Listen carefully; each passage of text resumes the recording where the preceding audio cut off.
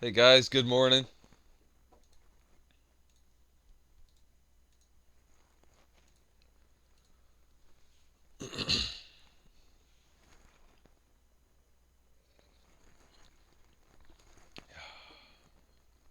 Happy Monday.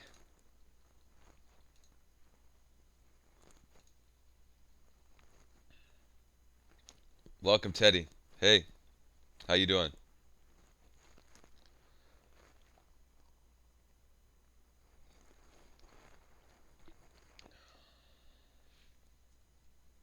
Hey, JK, welcome.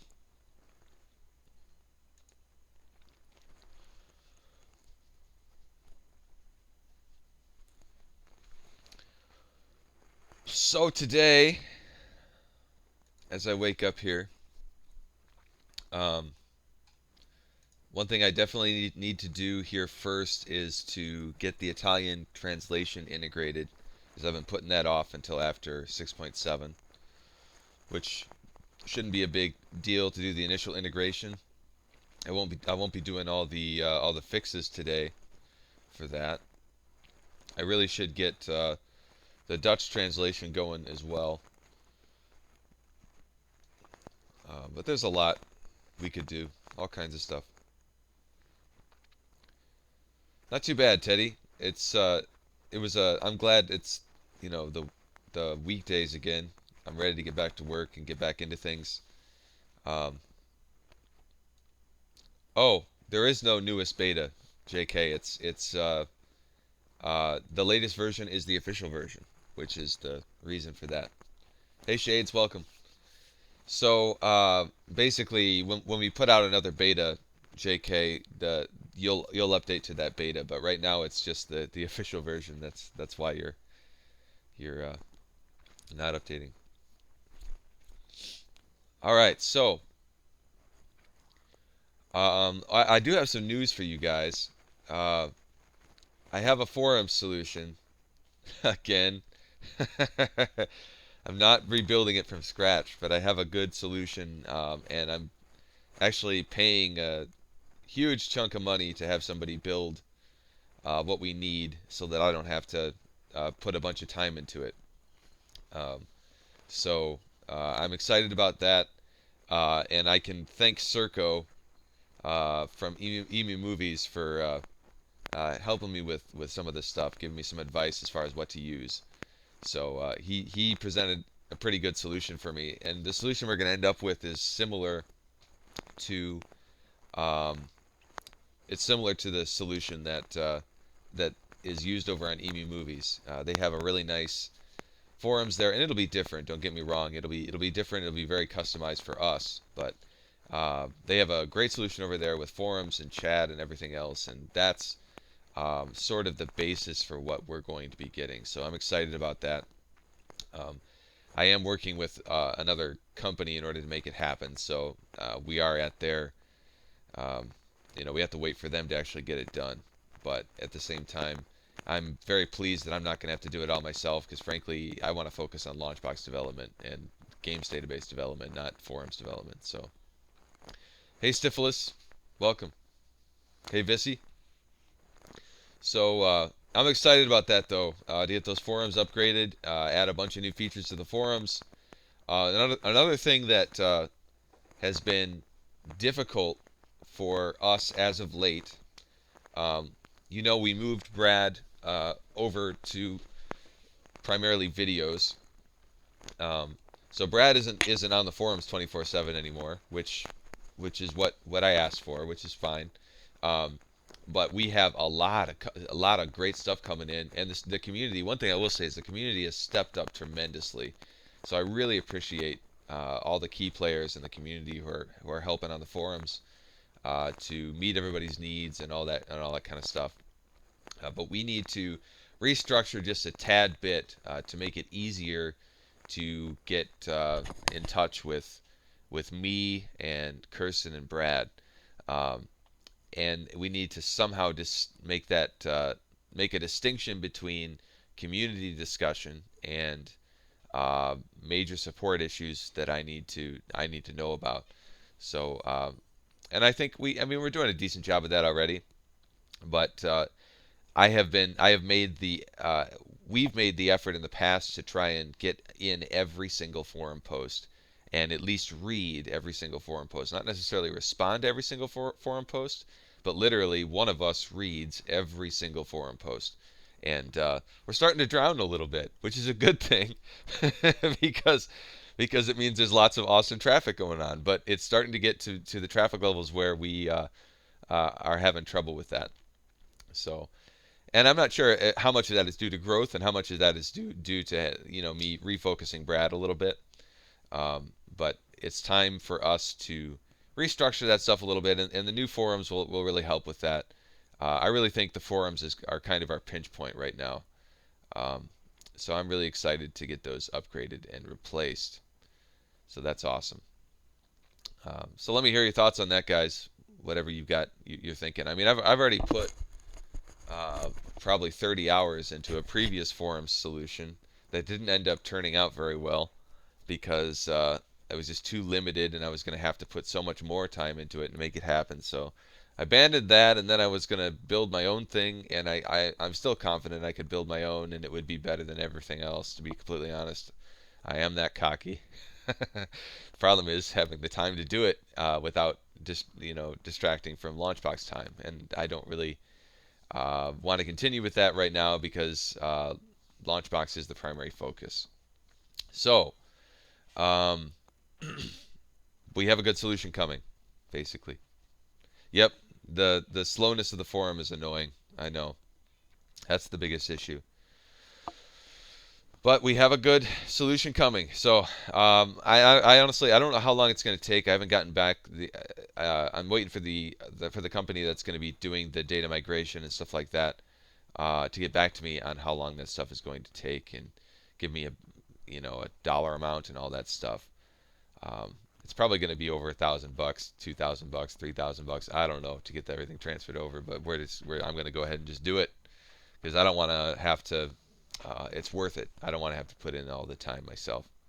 So yeah, yeah, I will continue to concentrate on programming, Teddy. That's why that's exactly why I'm um, you know not tackling forums right now. I wanted to, but it's kind of wishful thinking. So today the first thing I want to do, like I said, is integrate the Italian translation, which shouldn't take long at all. It's basically just copying some files. So let me do that, because I've been putting that off for so long because we wanted to wait until after the 6.7 release. So I need to go grab that package. There we are.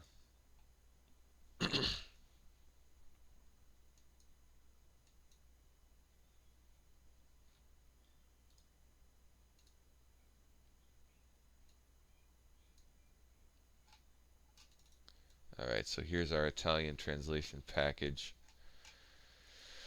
I need to filter to the it-it resource X files and move all those over to not my LaunchBox folder, but my source folder. Source LaunchBox forms. Replace, and then the strings file needs moved to properties. There we go. All right. Then we just need to enable the translation. So under culture, we add a new one in here. I need to figure out what Italian is called in Italian. um,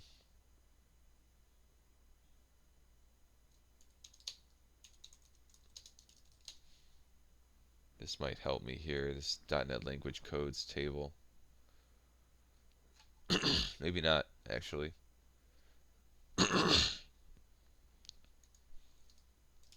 How do you say Italian in Italian? Italiano, of course. I recognize that enough to know that's correct. All right, so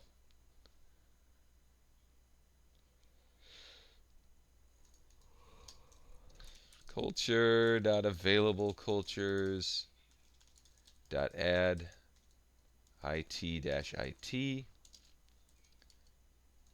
Italiano. Bingo. All right.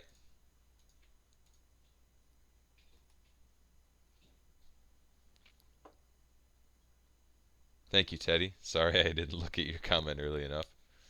All right. So now, what else we got to do? I was thinking that's pretty much it. Trying to remember if there's anything else I need to do. Let's try it. Let's build it. I'm going to go ahead and change my versions to the betas now. We're now in 6.8 beta 1. And same thing for Big Box.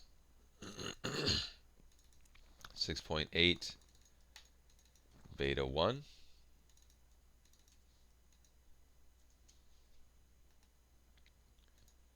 Go ahead and do a rebuild.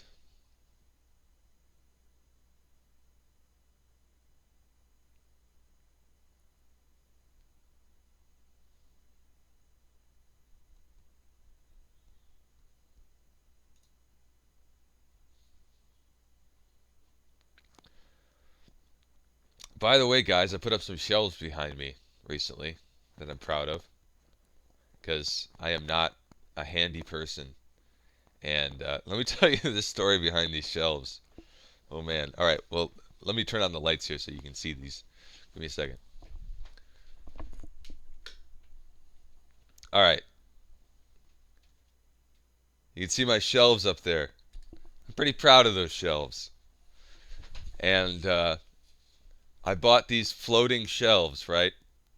Okay, so I bought floating shelves from a hardware store, put them in, and did my absolute best, and they leaned. They were like falling over. So I had to get some braces and put them underneath them. But I think it turned out pretty well. So I'm happy with them. But man, I am not handy at all. I know how to work a computer and that's about it. But I've got a pretty nice setup going on here for my games. So it's not that many games, but it's enough for me right now.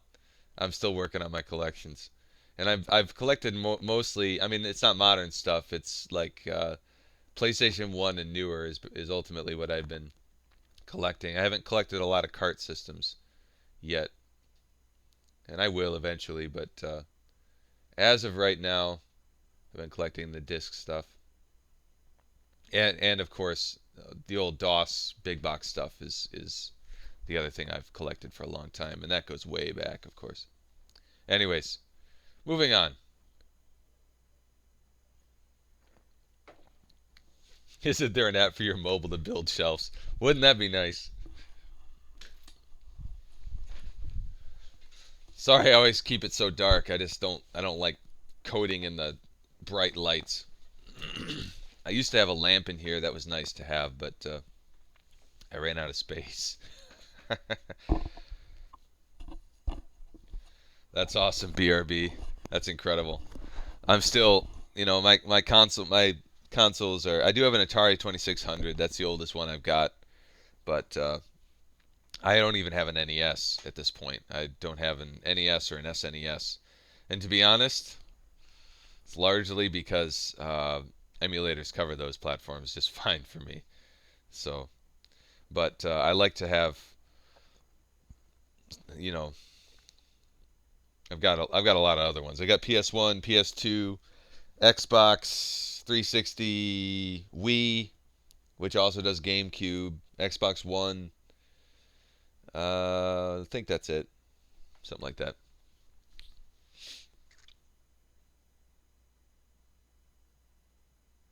Yeah, yeah, I agree, JK. I enjoy using rocket launchers. So here's the thing. I've actually been in. So over the weekend, one of the things I did, I had some pretty lengthy conversations with Circo, Um, and man, Circo is an awesome guy.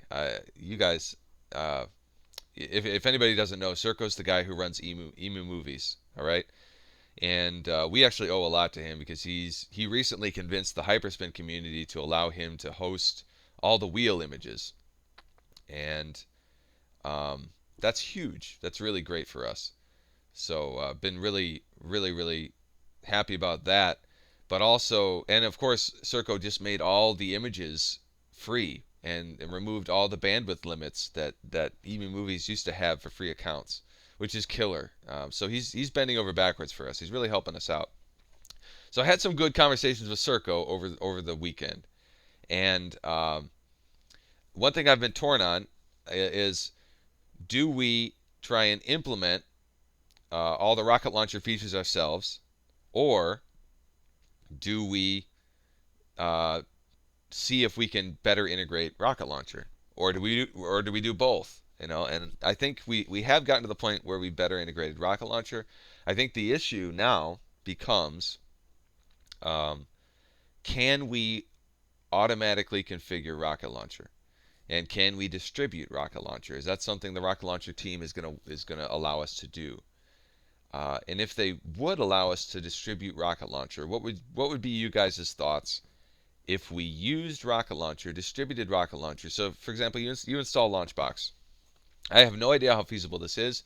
I don't know if the rocket launcher team would allow us to do it, but this was kind of Circo's idea, and I think it's an excellent idea. But think about, um, what if we distributed rocket launcher with LaunchBox and it was automatic and it just worked, and there was zero configuration required outside of LaunchBox, and it did its thing. You could customize the rocket launcher stuff however you wanted to, but you wouldn't have to. Things would just work as they should. If we set all that stuff up, what do you guys think of that?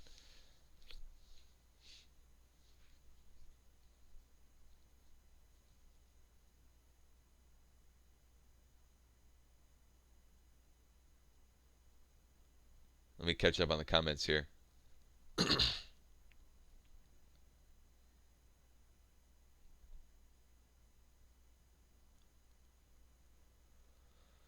Won't display dates and artwork or manuals. Sure.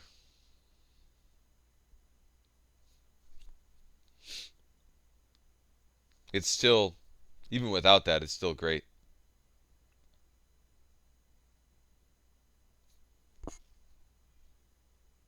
Hey, OPAC.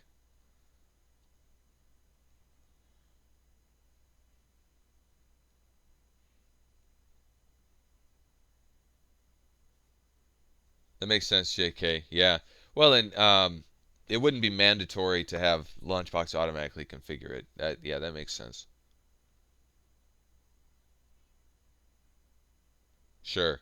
And it would be either way. It would feel like it's integrated directly into LaunchBox, Teddy, because you wouldn't even have to look at Rocket Launcher. The thing is, like, the we are LaunchBox already does everything that's required, right? I mean, it'll launch any emulator. There's no issues there. Um, but the niceties, like fading the screen out, hiding the desktop, all that kind of stuff, that's not easy to do, and you have to reprogram that crap all the time for each and every emulator as they change the emulators. So one of the benefits I see of using Rocket Launcher is that we already have guys doing that, and it's not something that I can build once and leave. It's something that I'm going to have to continuously build and rebuild individually for every single emulator. So going the extra mile and um, getting to the point where we can do the screen fading, and every emulator properly hides itself, and all that kind of stuff, which even the Rocket Launcher team has trouble sometimes keeping up with emulator changes and making sure the latest versions work properly as far as hiding them and that kind of thing. That's not something that is easy to keep up with. So another reason why I'm thinking Rocket Launcher might be a good idea, to just try and integrate with them more.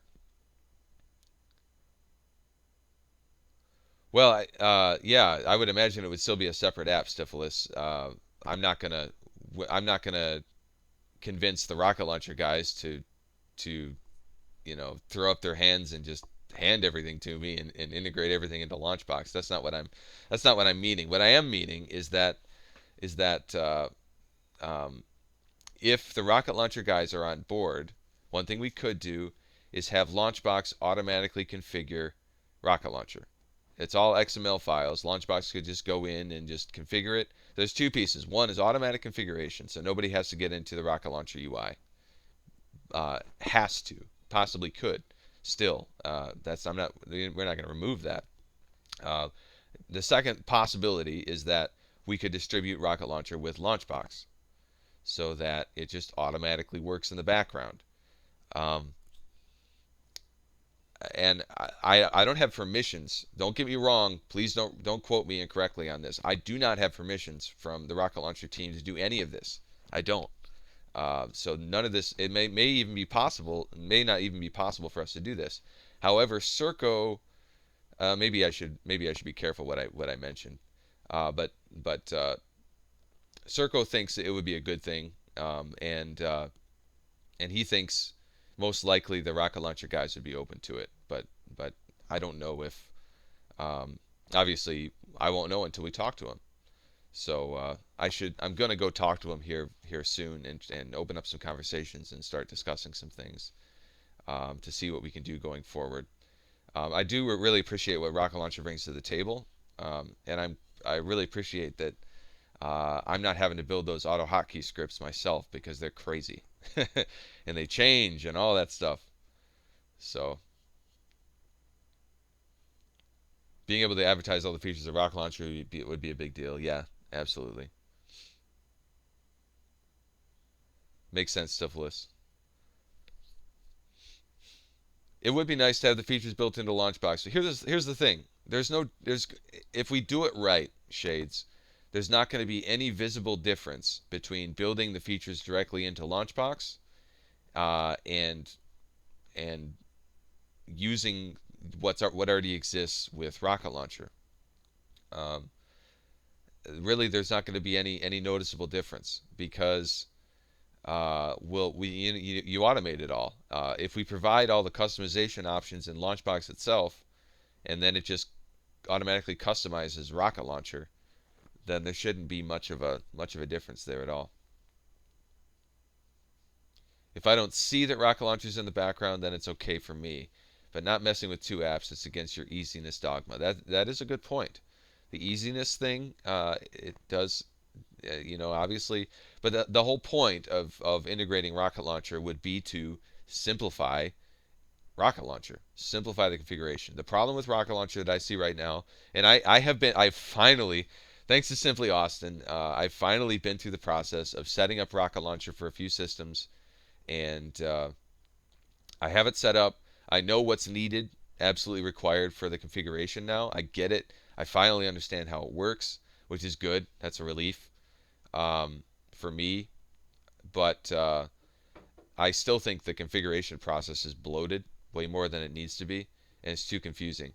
So those are the things that we'll look to simplify. And my goal would be to make it so that you never have to open Rocket Launcher UI. And not to diss on Rocket Launcher UI. Obviously, there's no way we're going to provide all the customization features that Rocket Launcher UI gives you. But 9 times out of 10, people don't need them, and they just want a clean experience and that just works. That's it. So um, that's what I'm thinking. And I'm wondering, guys. To be honest, I'm wondering if I should be talking to the Rocket Launcher team before opening up to you guys about all this stuff. So I hope nobody gets angry with me because I'm talking to the community first. Uh, so, anyways, but I'm gonna talk to the Rocket Launcher guys later today about the possibilities here. Let's see where we at. Makes sense, Syphilis. Yeah, we'll definitely need to update Rocket Launcher regularly in that case. Okay, so let's see. We added the Italian translation. We built. Let's give it a run. See if we can turn on the. Actually, let's do it in the debug environment. So some exciting things there, new forums, potential rocket launcher integration. Uh, the one thing, excuse me, place where Circo opened up my eyes um, is there's two things I need to focus on more than anything else, and I'm in full agreement with him. However, I'm not sure everybody in the community is going to agree with me. But there's two things that get people excited that we're winning right now because of these two things, and really we are winning. It's amazing how well we're doing. And the more I learn, the more I know we're actually we're getting bigger and bigger and bigger, and we're growing faster than anybody else right now. I know that for a fact. However, so there's two things that are the reason for that. One, we're easy. So I need to focus heavily on making things easy. That should be a major, major, major, major focus. Um, the second thing that I need to focus on is pretty. So easy and pretty need to be major, major focuses for LaunchBox and BigBox going forward. And it's not like it doesn't mean I'm not going to focus on anything else because we definitely need lots of function. We need that stuff, but that isn't as high a priority as easy and pretty, because that is what is growing our user base tremendously. Is the fact that we're easy, but it can be easier. We need to open it up to more and more people, and the more we simplify things and make it easier, the better the experience is for so many different people. I can't tell you how many times I hear over and over and over again from people. Um, you know, I can't believe how easy this is, which is great. That's what I'm going for. Uh, but it's still it needs to be easier at certain points, and the rocket launcher piece is one of them. Um, downloading emulators and running emulators and configuring emulators is the other one. And Rocket Launcher will handle some of that stuff, I think. Anyways, uh, Rocket Launcher handling is bloated. Some features would be nice to have, but which features will be discussable, I think. I agree. Yeah, absolutely, Teddy. Any plans for a download section for artwork like in Hyperspin? Yes, yes. And uh, the new forum Stifilus will have great options for that. So I'm super excited about that. We will have all that stuff here going forward very very soon. Um, Once we get the new forum stuff, we there's actually options for downloads and options for um, what are the other things? They've got different apps that integrate into the forums, and it's all really really seamless, really really great. This might excite some people, and it might not excite some people, but currently the Hyperspin forums are using this exact software. Okay, so anything the Hyperspin forums can do, we'll be able to do once we integrate this software. Uh, I don't necessarily like how the Hyperspin forums are organized because it gets confusing sometimes, but they're not too bad either. They're pretty darn good. So we will have a more simplified solution. Of course we will, because we are the easy company. But um, we definitely will be able to support and do everything the Hyperspin guys are doing. Circo built the Hyperspin website. He also built the Emu Movies website, and um, he is my the guy who's helping me, directing me in this process. So the LaunchBox website. I mean, I hate to steal too much stuff from Hyperspin and Emu Movies and all that stuff. I like to do my own thing, frankly. But in this case, I'm putting my tail between my legs and accepting the fact that their stuff is better than mine and imitating. So that's what we're getting here. We are ultimately going to get the same software that Hyperspin and Emu Movies use, and it's very, very tweakable. So you may not even notice that it is the same software. It might be extremely different, but ultimately we'll have the same options as far as what they have for their setups. Yeah. BRB, I agree with the focus on easy and pretty. That's why I came over to LaunchBox, especially because of the easy setup. Thank you, BRB. I appreciate that. Yeah, and I know some people are not going to be happy with easy and pretty. That's not necessarily what everybody wants. Well, everybody does want pretty. That's pretty unanimous. But easy isn't necessarily everybody's goal. But it is what is growing our user base, and it's the reason we're winning. So I do need to focus pretty heavily on easy going forward. I think an audit database option is essential when working with a front end. How would you implement that? Do you do it in LaunchBox or change to Rocket Launcher? An audit database option is essential with working with a front end. Well, I think um, I don't envision using Rocket Launcher for that, but I'm not sure. It's too early. That kind of depends on whatever solution we end up going with for using, the sets like Hyperspin uses. So we have more to discuss there before I can really make a good decision on that. Um, Auditing is definitely something I have planned.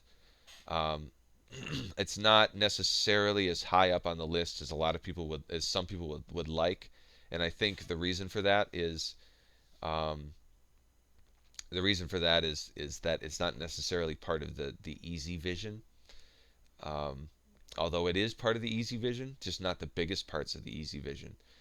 What I mean by easy initially is set up from scratch. How easy is it to get set up from scratch? And I mean, just with the collection of ROMs. And right now, it is pretty ridiculously easy, assuming you know how to configure whatever emulator you're going to use. You know, so that's kind of where I'm at there.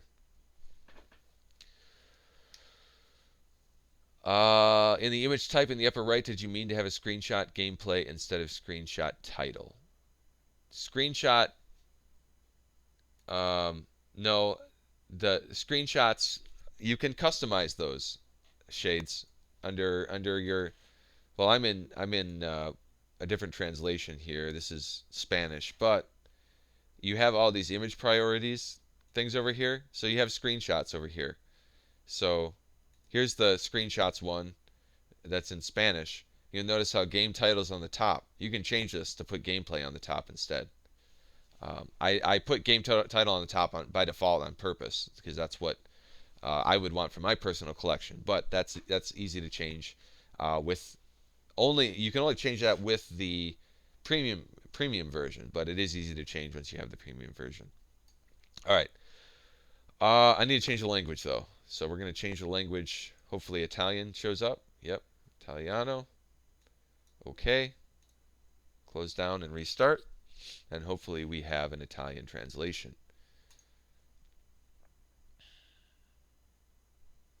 Yep, I got Italian going on in the splash screen on my other screen here. Here's the and obviously I'm gonna have to change a lot of things. I've got to fix like placement of stuff, but this is definitely Italian, which is good.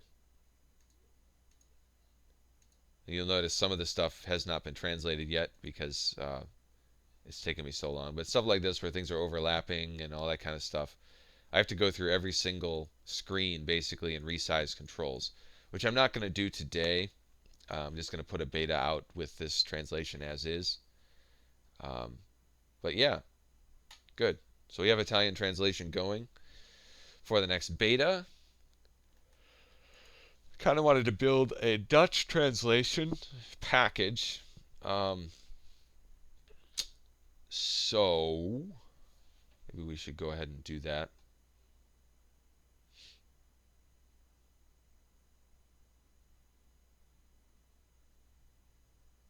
Stifilus isn't an option to order a pizza. That's not a bad idea. I could use a pizza every once in a while, every day. Shades. Okay, I didn't realize that the options setup changed the image type in the upper right. Yeah. Hey, Quad, welcome. All right, so Dutch translation. Yeah, Netherlands. I saw that up there a while ago. Um, so basically, we just need to create a package for this. And I'm trying to remember that process, man. It's been so long. I only do this like once every month or 2 months or 3 months. I did it recently for the Italian translation, though, so I ought to be able to pull this off. Well, first of all, I need to know what the, um, kind of need to pull up the translation thread. Let me do that.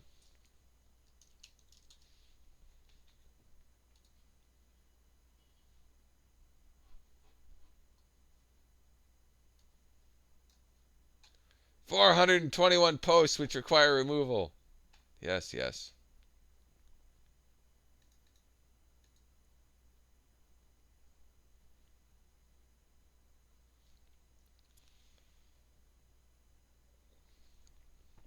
And we wait. All right. I am so excited to get this stuff replaced, guys. Oh my goodness. Ah.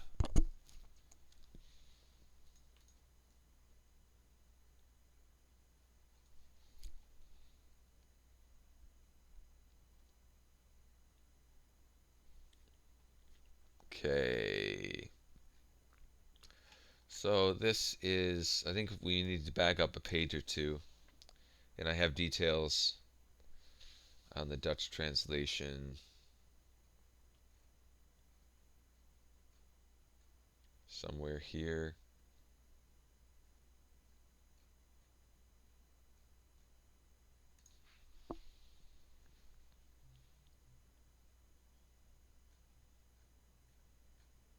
I might have to back up more yet. Here we go. Bardock. Um, so we have NLNL. So from the Netherlands. All right. Cool. So we need to use NLNL as the language code. So that gets us started. I'm going to go to, excuse me, I'm going to go to LaunchBox forms. And I have a little exe here, which will create all the language files. NL-NL.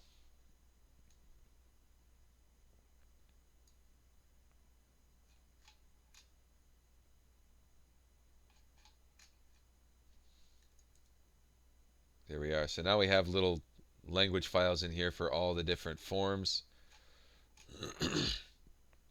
And then I need one for strings as well. So I'll go ahead and do that. But I can do that manually. The first thing I need to do, this is kind of an annoying part of the process, but I need to show all files.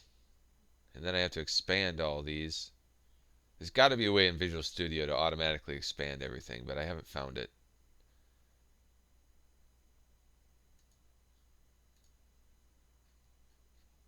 Okay. And so I have to include all these things in the project. First off, let me expand every single one of these dumb things.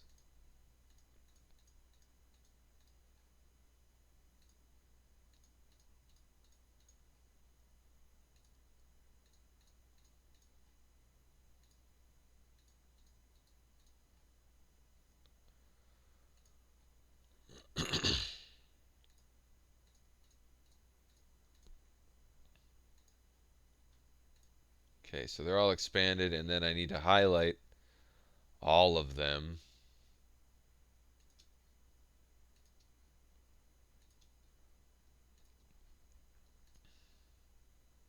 Adding translations, I mean, it's amazing how, uh, you know, how it mostly automatically works already. But I tell you what, it's still a ton of work, both for the translator and for me.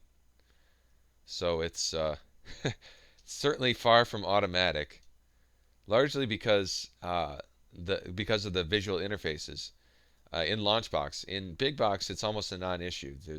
It just automatically works. But in LaunchBox, you have to resize all the controls to match the text, and there's a lot of work to be done. Then you got stuff like this creating the translation packages. I'm sure there's easier ways to do it, but this is really the easiest way to do it in .NET. I did a lot of research um, a while ago on that. Include in project. Watch it crash and make me have to do all this over again. That'd be horrible. There we go. Okay, save all. So I don't got to do that again.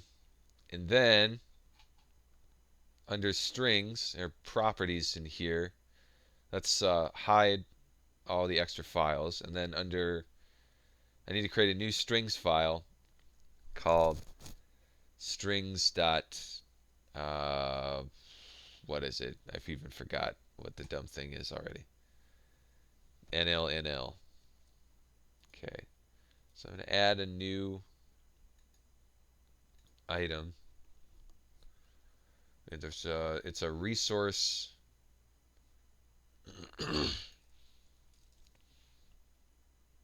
resources file. It's called strings.nl-nl.resourcex. And I'm going to actually move that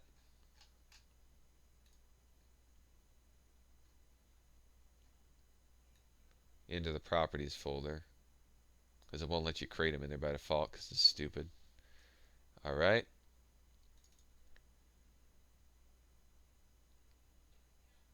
Cool. That's the Italian translation. Of course, the Dutch translation is empty. That's fine. I'm going to go ahead and rebuild. The only other thing for the packages is handling the uploads and all that kind of stuff, which I also have to do. That's a separate project. I'll load that up in a second. How are we doing on comments here? All right, we're all caught up.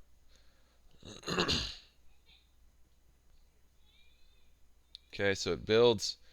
I'm going to load up another project. This is, I think it's also under this. There's the resource files creator, which I just did under. Oh, you know what? I don't think I have to do that. I think what I have to do instead, if I remember correctly, is under properties, build events.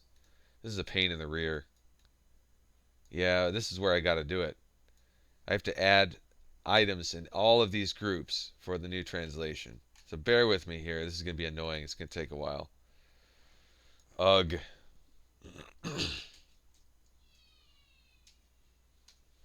So NL, this is part of the build process, so that when I build, it automatically handles moving all the files and stuff like that. This does a lot, and a lot of it, honestly, is not even that necessary, but it helps me keep my environments clean. And the other thing it does is when I put out a new release, it automatically uploads the updated translation packages for all these different languages to the server, so that they're downloadable from the forums, so that the translators can update them. And that all happens automatically. And I got to automate as much of that stuff as I possibly can, so that I'm not spinning my wheels every time I put out a beta release. I need to make sure I'm updating both of them here. Yep, I'm missing them.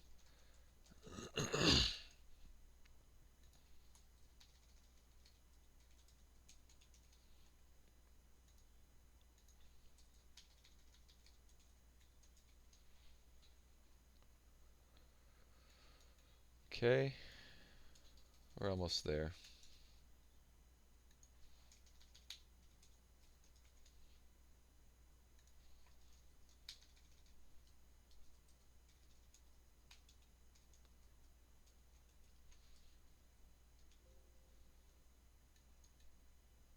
Apparently I can't use Control S right now. Fine.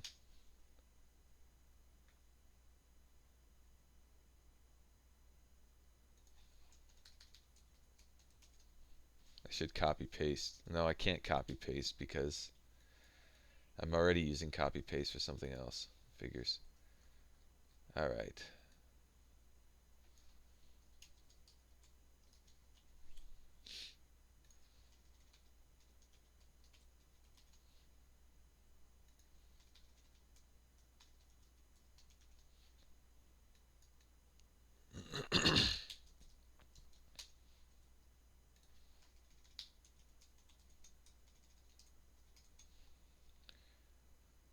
I've been putting this stuff off for way too long, guys. So I'm sorry I'm doing this on the stream because I know it's not the most entertaining thing in the world.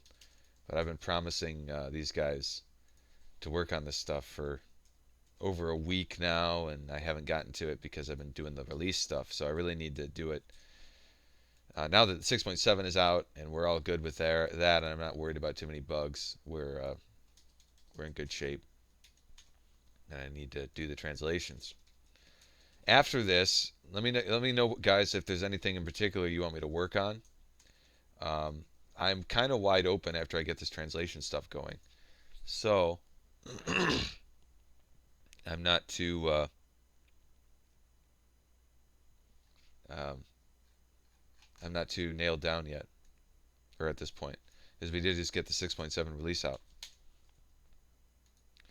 and I have some ideas as far as what to work on. We have a couple glitches to take a look at, but I don't have to do those. I can do those this afternoon instead if you guys want me to work on something specific.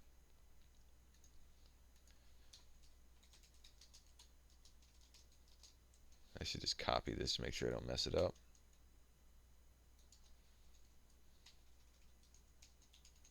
Okay. So now that should be updated. Almost there. Now I can save, and in my big box build events,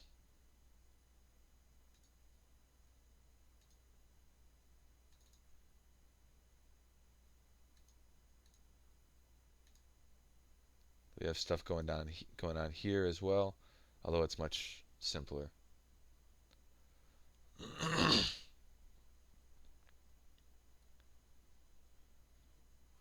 Background music.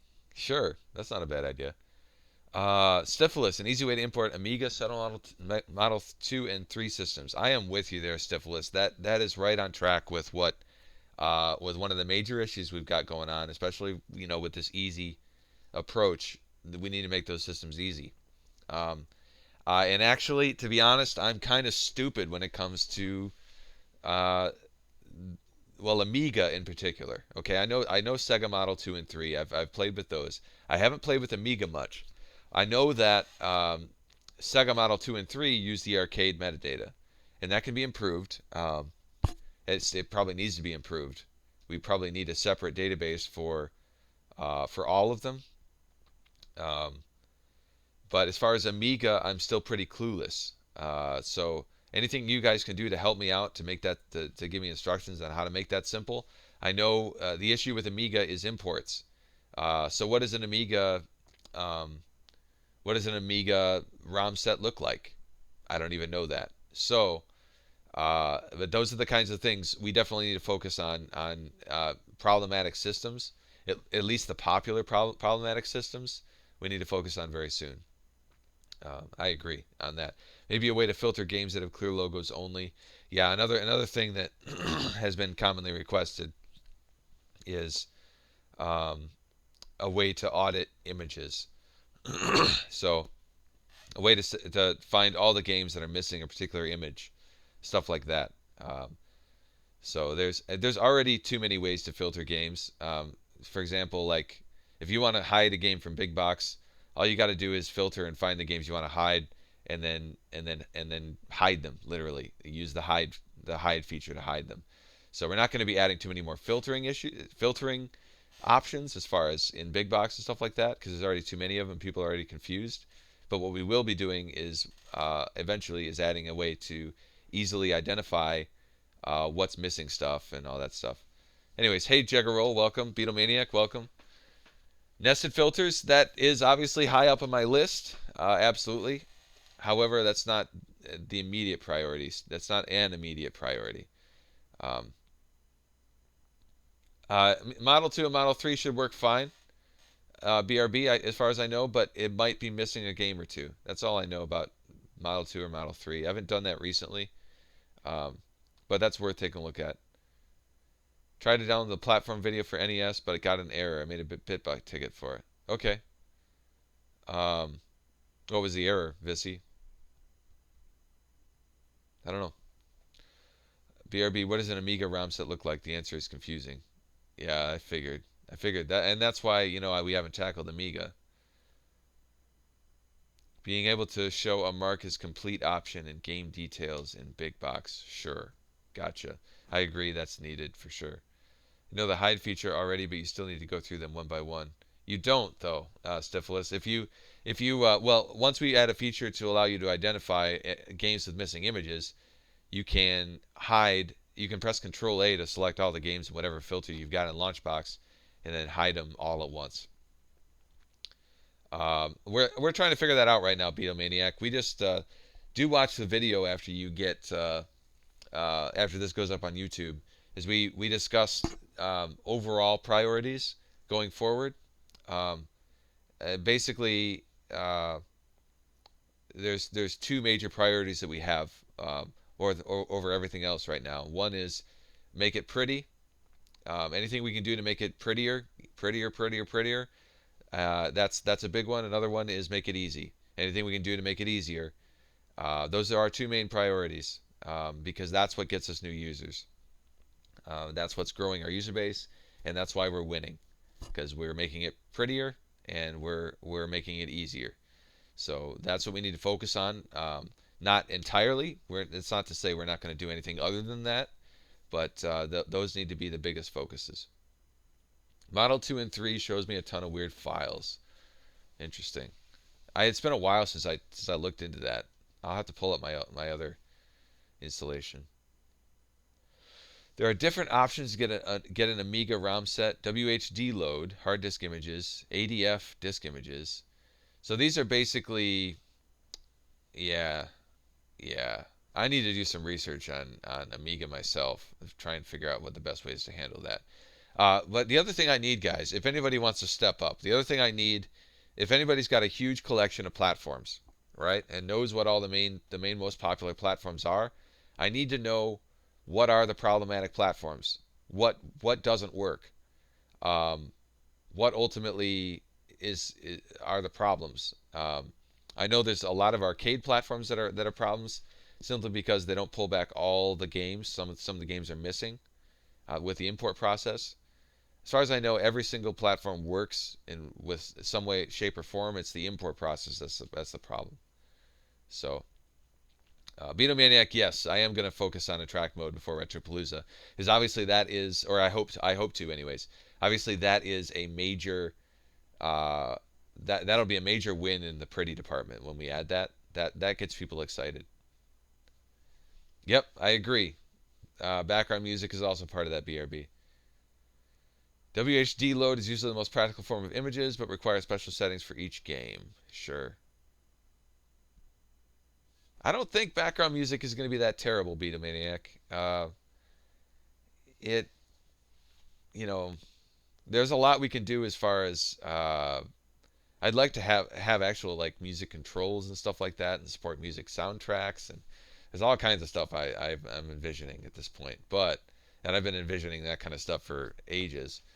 But adding simple background music isn't going to be that bad, I don't think. Big box intro movie. Yeah, because that is part of the pretty thing. I still don't understand the point of it. I think it's I personally I have a grudge against it because it just seems like a complete waste of time.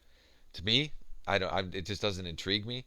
You're only going to see it once on startup, but I'm not so much of an idiot that I'm going to only trust my own opinion. So yeah, we'll get that in there soon. It's not like that's going to be difficult. To be completely honest, it might take a day's work to get intro movies in there. So it's something, yes, we'll do. However, it's probably not going to be the highest priority. Hey, DJ War, welcome. Practical as in most fun for playing, not changing disks, waiting for loading, etc. More complicated to get to work. You're talking about WHD load, I assume. Yeah. Beta Maniac, do you think making the UI is going to be easy? Also, does Emu Movies have complete soundtracks? The UI for background music. Well, here's the thing. I don't plan on making a UI for background music. Uh, Initially, if we had background music support, the first step is just to literally play music files in the or yeah music in the background, and that's it. Um, and then if you play a music track for a game, it'll cut it off, play the music track, and then go back to your background music. So yes, I envision those interfaces, um, the UI stuff for that, and yeah, that's going to be the biggest challenge when we implement the full solutions for all those soundtracks and music and stuff like that. But the first step for background music is just going to be literally background music. But I get what you're saying. You're responding to what I'm talking about. I'm sorry. That makes sense. Yes. I don't think that's going to be super easy. No, it'll take some work, but it's nothing we can't do. It's nothing that difficult either. Emu Movies does not have complete soundtracks. No, but I'm looking at all my GOG games. GOG often will give you soundtracks, and then you have games like Quake, and Quake 2, which actually old Windows and DOS games used to come with the soundtracks. Like you could literally rip the CDs like you rip a music CD. Um, and so I have all the soundtracks for those games. So there's lots of good ways to get soundtracks for sure. So, anyways, that's definitely on my list. So that's a thing I've wanted personally for my collection for a long time. Anyways, um, but yeah, good discussions. Still not sure what I'm going to work on next. I would really like. It's pretty high up on my list right now to tackle those problematic platforms. If we could figure out how to tackle Amiga, and then so two things that I think are super urgent. One, figure out how to tackle Amiga. I'm constantly getting requests for Amiga. That's huge, and part of the problem with being easy right now is Amiga is not easy. And I'm tired of people not complaining. I'm tired of not being able to meet the needs for people who have problematic platforms. That's a big one. So, two, what are the problematic platforms? If anybody can help me with that, I would love that help. I need I need to know um, what we need to tackle. I know Amiga is one we need to tackle. I know there's arcade platforms we need to tackle. Is there anything else? Am I missing anything? So yeah. Well, the thing is, like, you're right. You're right, Stifilus. It's it's something we need to work on. It's the worst part right now, and I don't want anybody to not use LaunchBox because they can't get a particular platform to work. Is the whole point is to make it easy. So that's one of the major priorities. Let's see. Let's go up a little bit. Visi, an error occurred while trying to parse eMovies for. Okay, that is the Visi. That's the error that we were getting when for people who weren't premium Emu Movies members. Are you a premium Emu Movies member, Visi? You shouldn't be getting that if you are. DJ War, am I working on tickets today? Possibly. Um, we've got a clean slate for the most part because we just released 6.7. Um, but really, I need to focus on a couple things. I'm not sure. So I probably not work on tickets today, I'm guessing, because we just did that. Jaggerroll, platform sorting, similar to what you can do on individual games to overwrite sorting with the sort title field. Yeah, I appreciate that. That makes sense. However, unfortunately, that's not going to be as high a priority as some of these other things. Like people can't import a system. That's a problem. So I need to focus on that kind of stuff first. Let me know how to get that info for you. Um, yeah, I don't know. I don't know, Stifilus. How do we test? How do we know what the missing platforms are? What the problematic platforms are? I'm not sure. So like JK, you can use anything with LaunchBox. The problem becomes on imports. So Amiga, right now, for example, you can't import it. That's the trouble because the files are all funky and confusing, and we don't have a database to handle the files. And so when you import, you get jumbled names, and it won't even necessarily work. So you can customize. I mean, you can custom build an Amiga collection in LaunchBox, but not quickly, is my understanding. So basically, it's imports that we need to work with. How do you handle joy to key or other key mapper things? Well, right now, there's no automated solution for any of that stuff. It is all manually handled. We have additional apps which will run before you start a game. We have auto hotkey scripts, so you can set that stuff up yourself, but we don't have anything in place right now to automatically handle key mapping with emulators and stuff like that, other than using Rocket Launcher. Thank you, Stifilus. That's awesome. I appreciate that. Yeah, I don't know. Yeah, heck, I also need to import your Taito Type X system as well, Stifless. I'm sorry, I haven't gotten to that yet either. But yeah, if you can get me, that's like number one priority to me right now. So if you can get me a list of systems that are problems, that would be awesome. And if anybody can help him with that, I'd appreciate it. Maybe a way to run SSF for Saturn, but that's a headache in itself. Needs to mount an image and such. Yeah, obviously, I mean, if emulation is rudimentary for a particular platform, it's less of a priority, but it's still a priority. The combining multiple discs into one game is a big one. I agree with you there. That's a big part of the easy thing. Yeah. Um, some early CD platforms like Sega CD have games with 4 discs and 4 entries. And we handle that just fine with the additional apps. But again, the import process doesn't support it. So if we can figure out how to change the import process to support multiple discs, that's a big win. And that's actually something that I could start working on right now. So that's not a bad idea. That's a good option. That's something we could tackle right now is trying to get better multi-disc support, because that is a big problem. Another problem with some of these platforms, the problematic platforms as well, is they have multiple discs. So yeah, that's a big one. Visi, the strange thing is I have a premium account on EMU Movies and I got the platform videos from my other platforms. Ah, it's only NES that gave that error. Good to know. My guess is there's an issue on the EMU Movies server, so maybe I should hit up Circo on that, because that's kind of out of my control at that point if it's only for one platform. But we should look into that. Have you tried more than once, Visi, or did you only try once? It could have been a fluke for all I know.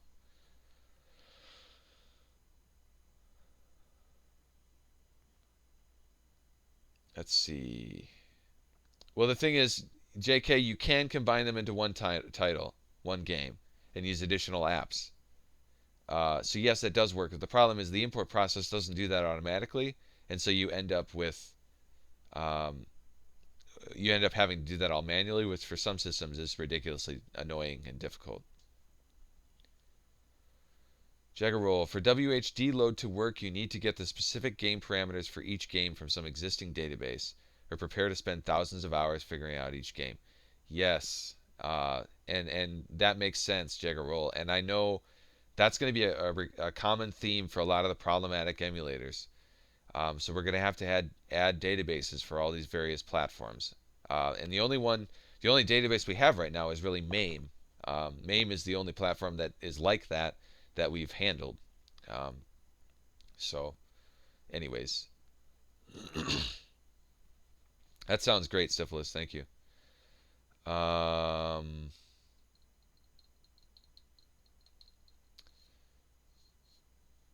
yeah, Rocket Launcher does handle multiple disks and stuff. Unfortunately, though, Syphilis, the import process in LaunchBox uh, still has to be done in LaunchBox, and for that reason, we still have issues with the multiple disk thing. Yeah, I agree, Vitomaniac. I think we might focus on that here. Give me a second. Um, there's the link. Tried more than once. Thank you, Visi. Okay. Yeah, I'll look into that. I don't know, or I'll message Circo on that. Let me put in I gotta wrap this up here.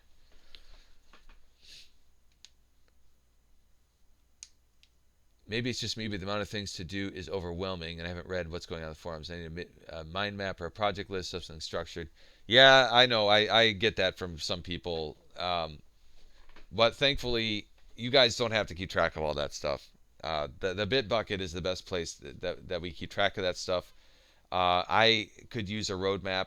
I could, again, I should probably take a day at some point to sit down and come up with a good roadmap as far as what's coming. Um, that's not typically how I work. I'm a spur of the moment guy. I get things done. I get things done quickly, and I do whatever's on my mind and my heart right now, which is kind of how I function. And I realize that drives some people nuts. It drives my wife nuts. Um, I like to just go and get things done, go and just do it. I don't like to spend a lot of time planning. And I think we're constantly putting out new features, and I'm proud of that. And I know part of the reason for that is just because I just go and I just do, and I don't sit here thinking about things for very long. I know that with the discussions, there's been a lot more of that, so that's because of the live streams, which is good, but that's not typical of my nature, I suppose. But yes, we could stand to have a little bit more planning going forward. I agree with that. Come up with some kind of a roadmap. The other thing with a roadmap is they kind of scare me because they're not natural for me. And anytime I make a promise and then run into an issue, I don't like that. It drives me nuts. So that's kind of where I'm coming from. But anyways, yeah, I hear you. We could definitely use more of a roadmap. Yeah, JK, that's the concept. You would figure out how to detect what the common file names are for multi-disc games, um, and try and detect whether it's a multi-disc game and import it that way. Hey Hoot, welcome. Yeah, M3U playlists are a great option for RetroArch, right? I assume you're using RetroArch and they donate. Yeah, yep, definitely. And of course, but unfortunately, M3U playlists don't work for all emulators either.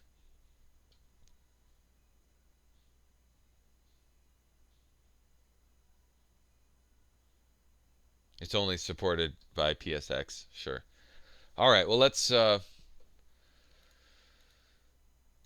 a look at this. I just need to add a line in here. Figure out what I need to do. I guess I don't have to do anything.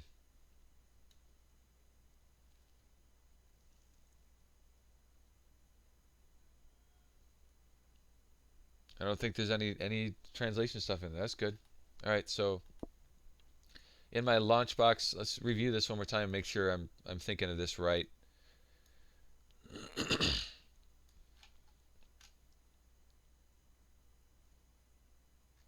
I think I might actually have to modify another project here quickly for the language stuff. So let me pull up not resource files creator. It's I think it's Inno Setup Builder actually. Let me pull that up quickly.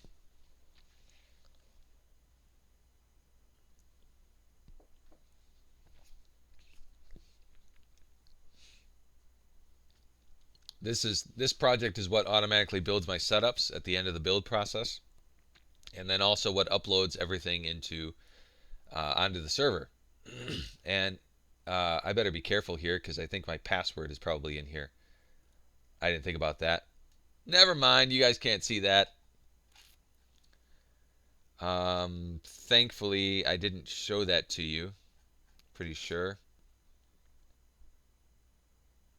Let me see. I better make sure because if I did, I'm gonna have to change that password. Darn it! I totally just showed you my password to my SFTP. Well, suck. Well then, guys, let me log on to my server, and change that password immediately because I cannot have anybody hacking into that or we are absolutely screwed. So give me 1 second to change that password. Because if it goes up on YouTube, we are so screwed it's not even funny.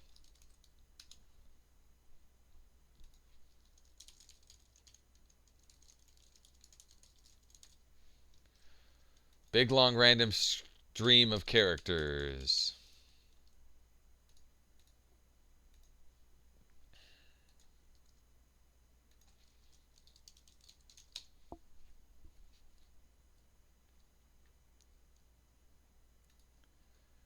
It's not often that we run into a security issue because of these live streams, but I think this is probably the first time we actually have.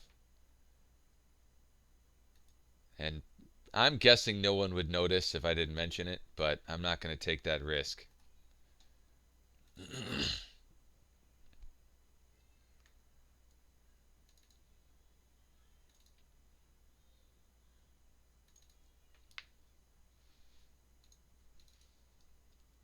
Okay, users.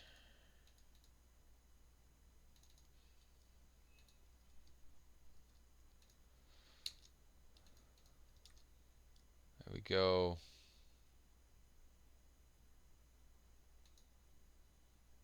Okay. It is officially changed. So if anybody's trying to hack me right now, good luck.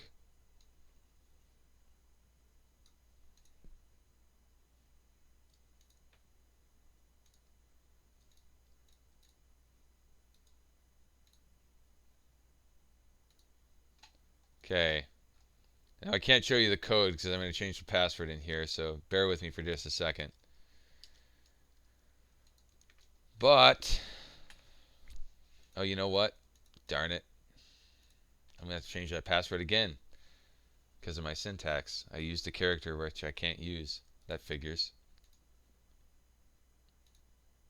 Well, crap.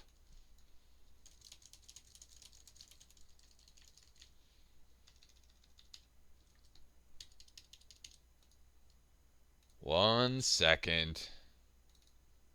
Sorry, guys. There we go.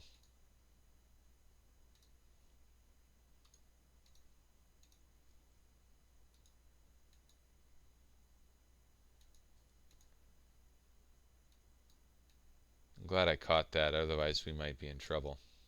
Most likely not, but you never know. All right. So basically I need to add one line here and rebuild it and then put it in my build process and we'll be done with the language stuff. NL-NL. Here we are. I'm going to rebuild this in a setup builder project. And then I have this exe that I need to copy over to LaunchBox setup and paste it in here. All right. So now this is set up to automatically upload the Dutch translation. And I'm done with that.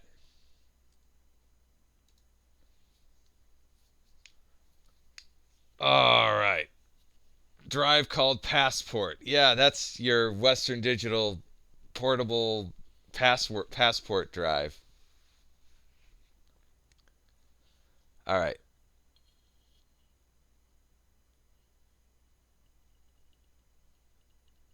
Jagger roll. A bit of side railing here, but if we go to filters, predefined, or custom, it won't show covers flyers. If I use the cover flow type views. It's been like this for me for the last few versions. Interesting. Filters. Huh, okay. Well, I'll have to look into that. If you can put a ticket in there for me for that Jagger roll, I'd appreciate it. It was 1234. I knew it. Yeah. All my passwords for everything LaunchBox, and I actually all my passwords for everything personally and everything else are all random streams of characters. Uh, I think I mentioned at one point I got hacked.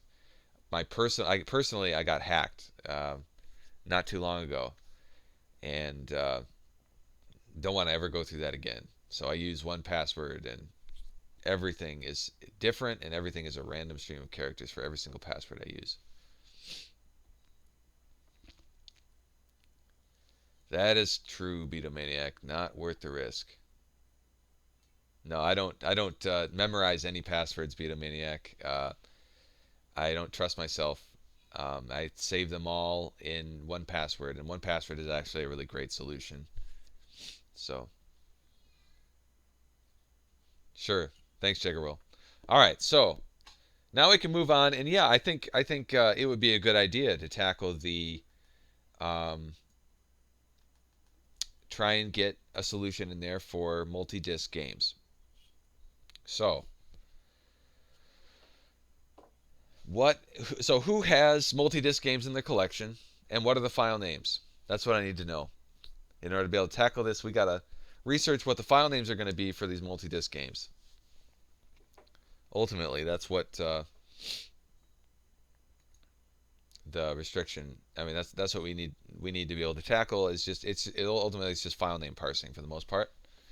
So let's figure out what that's going to require.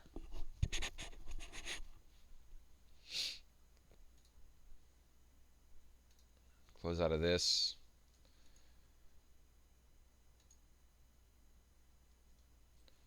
Uh, I've used actually Beatlemaniac. I'm a good person to ask because I've used LastPass extensively and I've used 1Password extensively. I used LastPass for years. 1Password murders LastPass. Just literally. Okay, all right. Hold on. Let's back up for a second. If you have Dropbox, well, the thing is, like, Dropbox is free for a free account, and 1Password doesn't use much space. So the combination of Dropbox plus 1Password is there's nothing better. I used LastPass for a long time, and I got a couple gripes with it. One is the interfaces are ugly and they suck.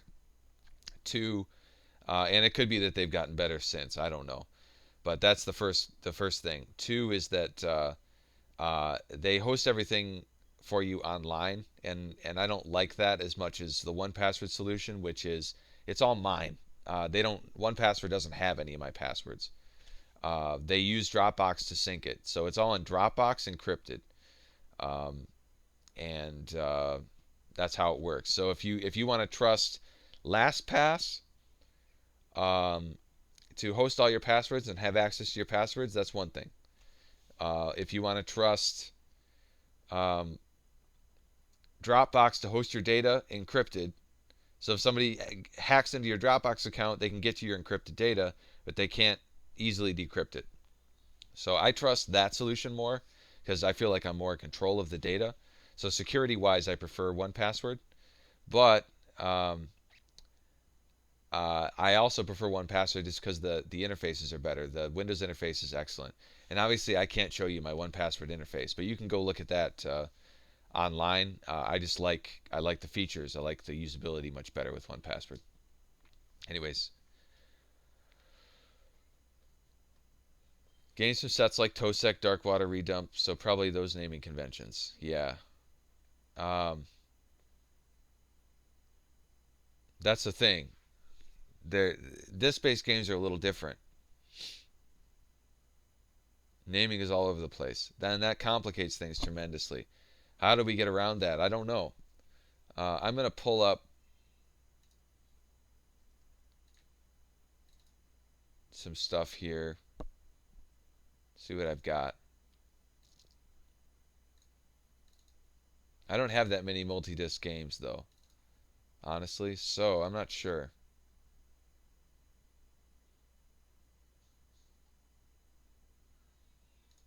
I know I have one at least. That's not very many, though. So this is a problem already. I mean, look at this. This is the example of one game I have. I have Gran Turismo 2, the arcade and the simulation disc. Is that named in a format that's going to be easy to recognize? No. That's a horribly difficult format to parse. How do I know that these are the same game? I don't. So I'm not sure what we're going to do there. 1Password, I don't remember. Um, they were a small startup that started on, they actually made an app for Mac first, for Apple. And then they moved it to Windows and all the other platforms as well. I think that was their main original product.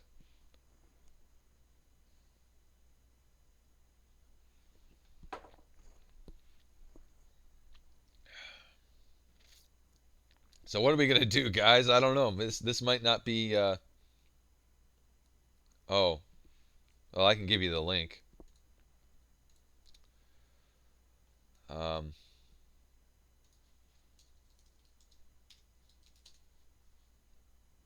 it's just onepassword.com.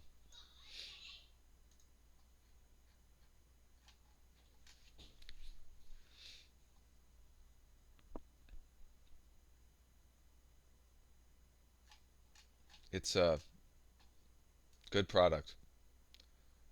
Agile Bits, I guess. Made with love in Canada. I didn't know they were from Canada. That's cool. All right. I don't know. Maybe we're not going to be able to tackle this easily right now, because the issue is so you get a folder of ROMs, a folder of disk images for these multi-disc things. How do I recognize when a game is um, multiple discs? But in this case, I mean, it's not even named in a way that LaunchBox would be able to import easily. Anyways, I must have manually added this game because you can't even get the game's title out of that. So honestly, it feels like for I don't know. I need to find a set is what I need to do. I need to find a complete set of this stuff, and I don't have one. I haven't put in a lot of effort to find complete sets of disc-based games. I get the ones that I own and that I want in my collection, and I haven't imported entire collections of disc-based games. So I don't know. I don't know. Following convention: Final Fantasy 9 USA Disc 1, Final Fantasy 9 USA Disc 2. Sure. For PC games, can't you pull the name from the CD? Yes, but we don't support PC games when it comes to like disk images. I mean, because the PC games are different. If assuming you're talking Windows games, we just search the start menu to find the Windows games that need installed. So it's kind of a different process. Uh, with, PC games aren't treated like ROM files are. So unfortunately, that's a completely different thing. Yeah, you can post it here, JK. Absolutely. Isn't there some Mega CD multi-disc games? Oh, sure. K Money, yeah, it is. As far as launching it, it's covered by Rocket Launcher. However, the issue is that when you import multi-disc games right now, you end up with 3 copies of the game in your collection, and Rocket Launcher doesn't do anything to help that out for the moment. Does LastPass use different encryption on the servers to store data than Dropbox? I don't know. I haven't put that much effort into it. I know, if I remember correctly, 1Password, you have options as far as how advanced you want the encryption to be. But with LastPass, I think it's all stored on their servers, so I doubt you have that much options. But again, I haven't looked at this stuff in years. I used LastPass 2 years ago, and I've been using 1Password ever since. So I'm not sure.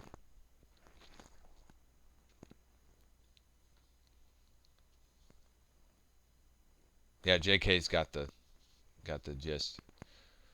For 3DO, I got, for example, Wing Commander 3, Heart of the Tiger, 1995 Origin US, Disc 1 of 4. Okay. All right. Pleasure Dome, sure.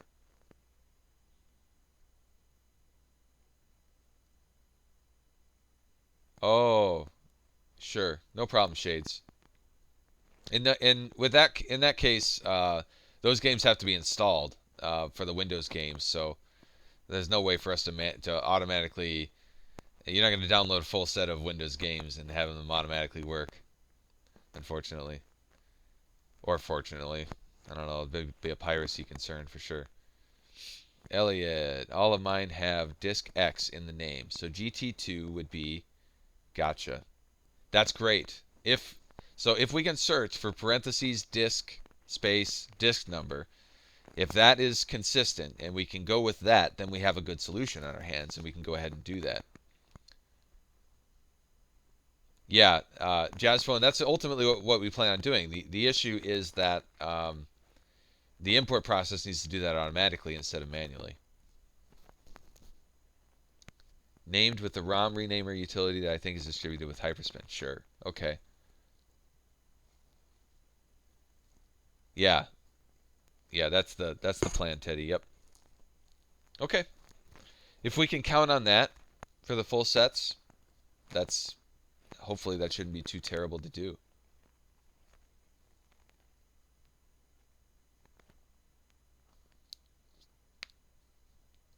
Okay. All right. So, excuse me. So where to start with this? I think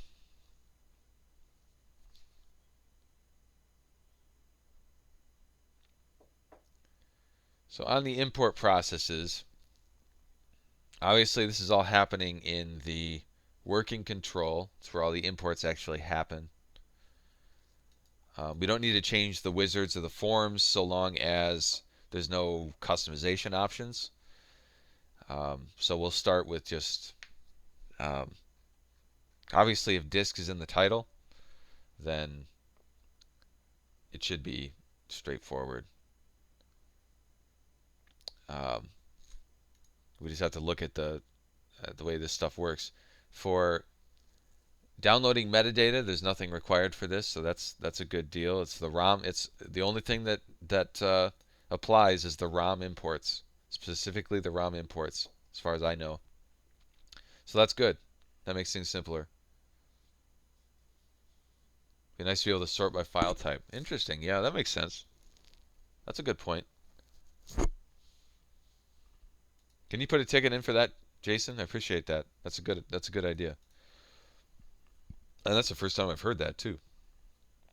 All right.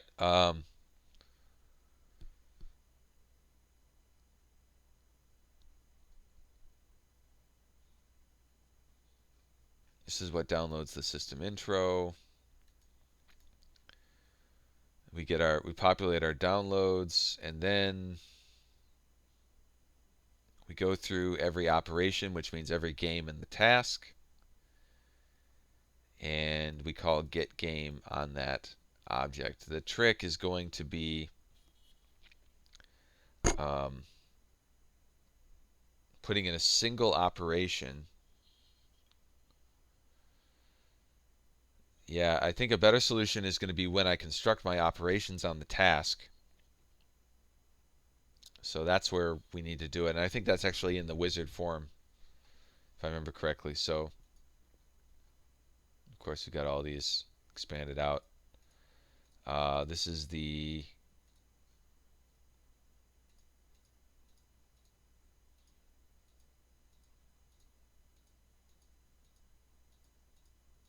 import games from files wizard form that we need. We need the code. And wherever we finish up, it's probably going to be towards the end. I have this ready wizard page. And we create a new task, and then we go for each row in the. But actually, this is actually as we populate the rows, because the rows right now will have the disks in the. It'll just cut it off. Ultimately, is what it does, because the disk stuff is in parentheses, so it'll cut it off from the title. But that's kind of what we need to. Hmm.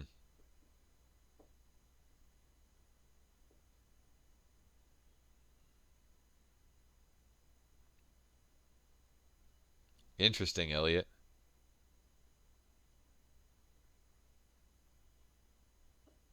Thank you, Jason. Teddy, yeah, thank you. I thought about that. So use a K instead of a C as well. Look for both. That makes sense. And then Elliot, this is curious. This is interesting. Hey, you like my foot? Sorry. Uh, also wanted to point out that the current rocket launcher integration needs the other disks to be in LaunchBox, I think. So maybe still import, but just auto hide the extra disks. Uh, are we positive on that? How does that work? Why does the rocket launcher integration need the other disks? Is that's a problem. We definitely, because the whole point, the whole thing we're trying to solve here is to stop putting all the extra games in there, and I'd rather not just hide them. That doesn't make much sense.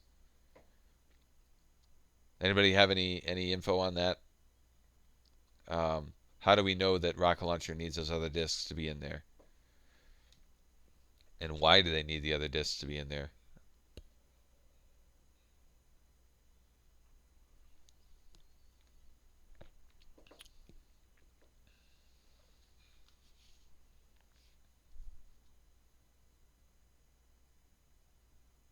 Anyways, I'm gonna keep working on this in the meantime.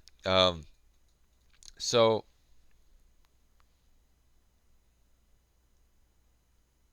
it works. What do you mean by that, Jason? All right, so we're thinking of. Well, I got more things to discuss here before we can dive into this. Rocket Launcher has no issue launching the additional disks. Okay, if it's set up as additional applications, that's what you're talking about, Jason? So if it's set up properly with one game and additional applications in LaunchBox, you're saying that Rocket Launcher has no problems launching the additional disks. Correct? I hope.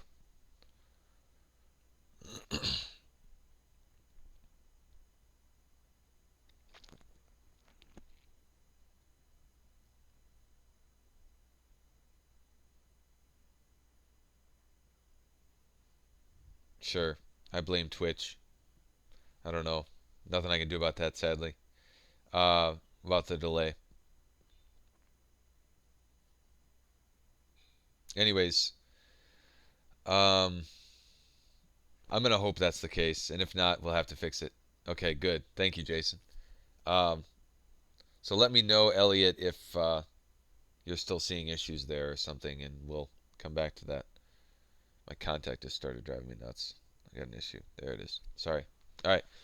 Uh, so the next thing to discuss is how to represent these games in the grid. So when you pull up the import process in LaunchBox, at the end of the import process, you get the grid that lists out all the games. And right now, what it does is it will, of course, it removes the disk 1, disk 2 from the titles, and it'll show multiple entries in that grid. Um,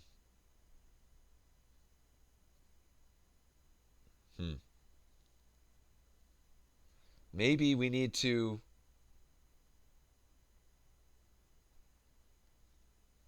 Ah, okay. That might be worth looking at, K Money.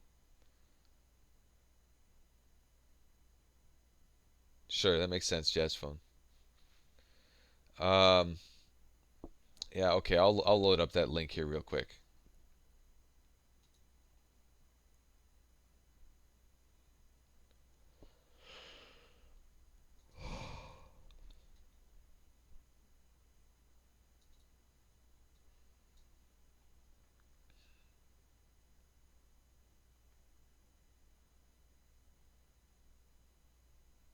Okay.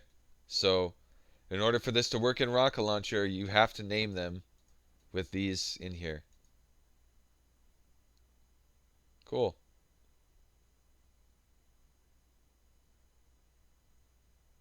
I'm not going to read through all this right now, but this is helpful. It means we're on the right track at least. That's cool. All right.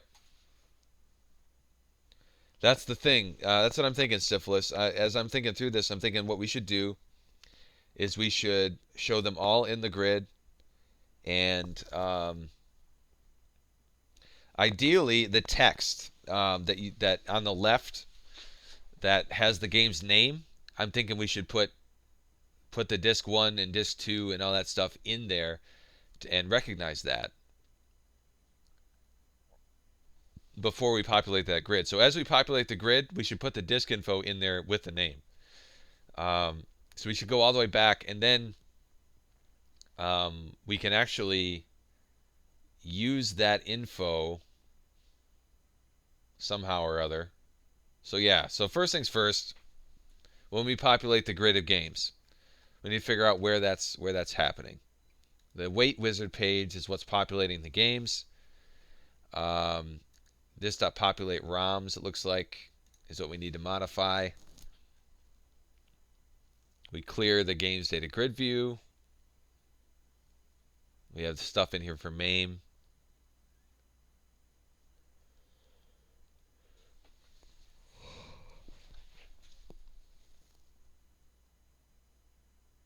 Okay, this is basically if we're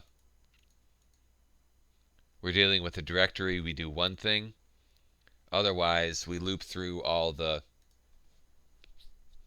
uh, we have get title from file name. Okay, so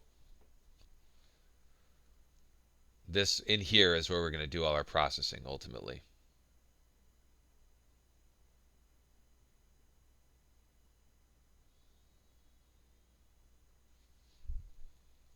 Looks like we're going to have to do it in several spots though. So maybe we should just, I think if we modify get title from file name. Oh wow, look at this. I'm just automatically replacing it.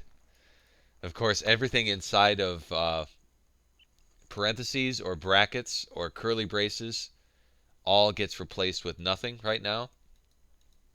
And one thing we've had requested quite a bit is to not do that, optionally not do that. Um, so this could be a good time to do that. Although we'd have to add options for it, so I'm not sure I'm going to do that right this instant.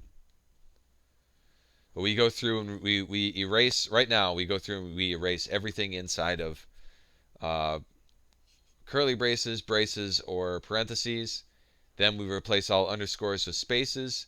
And we replace all these different things here, the disk 1 through 4, CD 1 through 4, and disk 1 through 4 with a K. And we replace any extra spaces and replace a colon, or replace a space dash space with a colon. And then we trim it. That's how we come up with the title from the file name right now.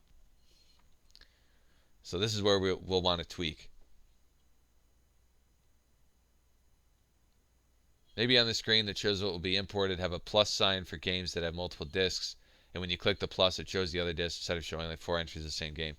Yeah, that would be a lot more work, though, Vissy. I agree that'd be a better solution, but it's probably not necessary because this is just the grid that you only see once during the import process. So I don't think I'm going to put in that much effort.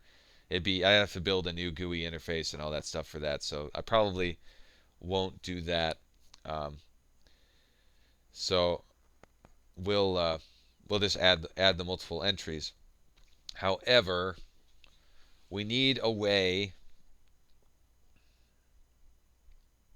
to know whether it's multi-disk or not. And well, obviously, I mean, it's easy to check at this point to figure out whether it's multi-disk. I'm just trying to figure out, should I? Yeah, I'm going to need an option here. So based on, I'm just trying to think through this. So bool um,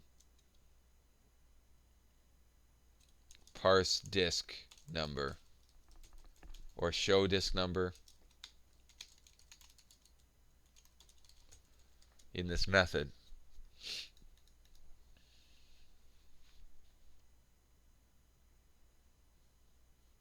Sure, Elliot. Thank you. Glad to have you on board.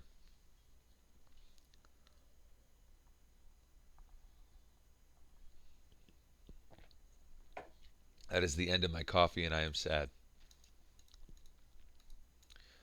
All right, so if show disk number, um, there might be a better way to do this, because really we should be parsing the file name. It's going to be multiple. Yeah, I'm not sure.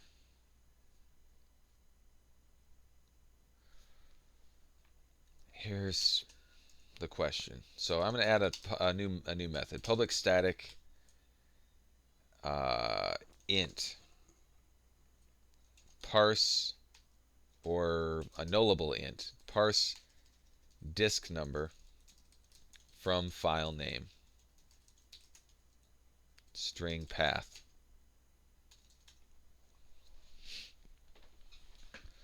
So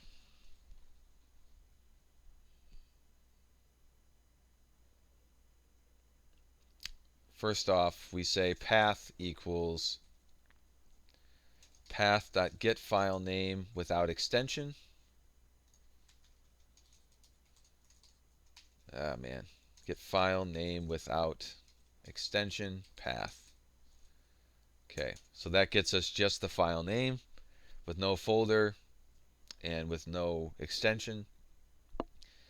And then if path.contains, really we need to know the index of it. So int index equals path.substring, no, not substring, index of, we're searching for disk space, and then we don't know what the number is. So I'm just going to search for that to begin with. And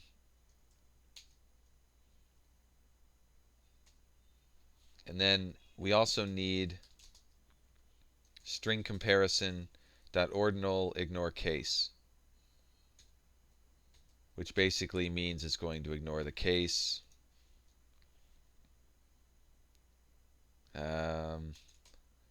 If string dot is null or empty path, return null. And I'm going to put this in a try catch as well. If the file doesn't exist or something of that nature, I don't want to throw an error. I just want to basically say nothing to do here, nothing to see here. Okay. And then we're getting the index. We're trying to figure out if it contains this. And if it does, if index is greater than, it's not going to be 0. If it's greater than 0, then it found it. And we, at this point, we can try and parse out the value and return the value. Otherwise, if index, or no, the next thing we need to do is search for the k. We'll do the k as well.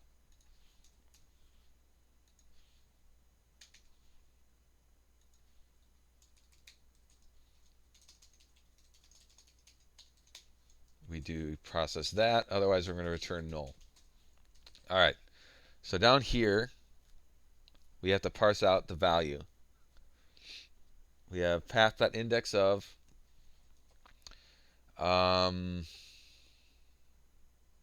We're going to do a substring. String number equals path.substring, starting with index, but index is going to be right here. Then there's 1 character, 2 characters, 3 characters, 4 characters, 5 characters, 6 characters in that. So it's going to be index plus 6. And then we need to go the length. We need to stop at the first case of an end parentheses.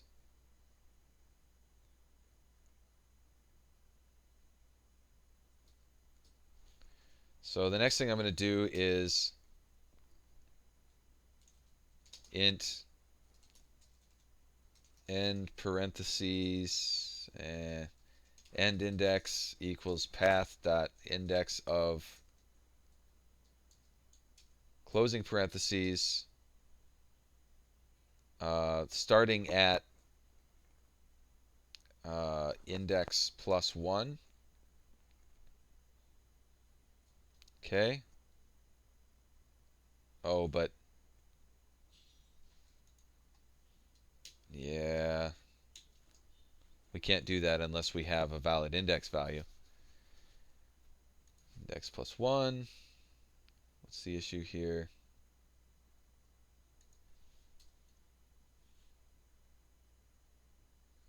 Culture specific, of course. String comparison dot ordinal ignore case. Then if end index is greater than 0,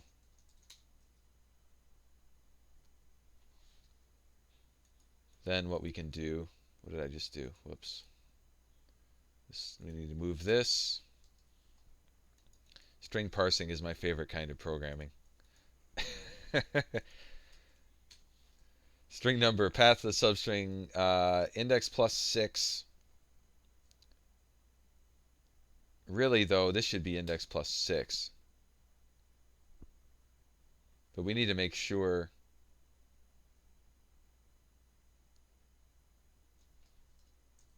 if index is greater than 0 and path dot length is greater than index plus 6. And we'll make sure we're not running out of string and causing errors. String number, path dot substring, index plus 6. That's where we start. And then we end at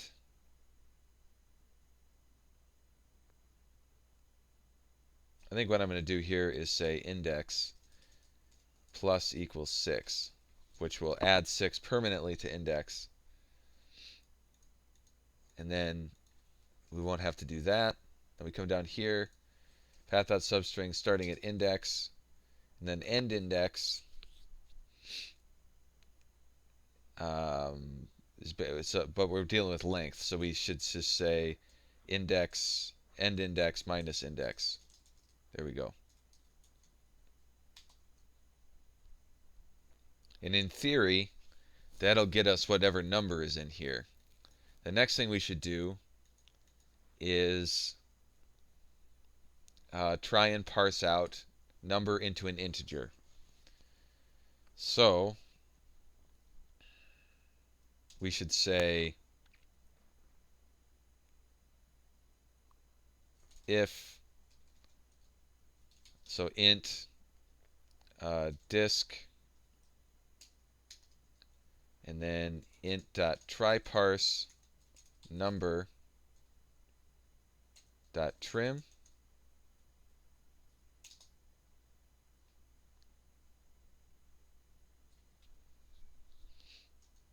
out int disk, or out disk, not int disk.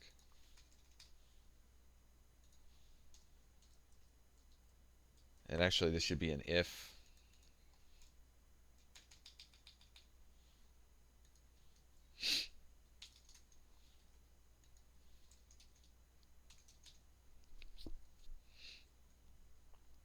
Then we simply return disk.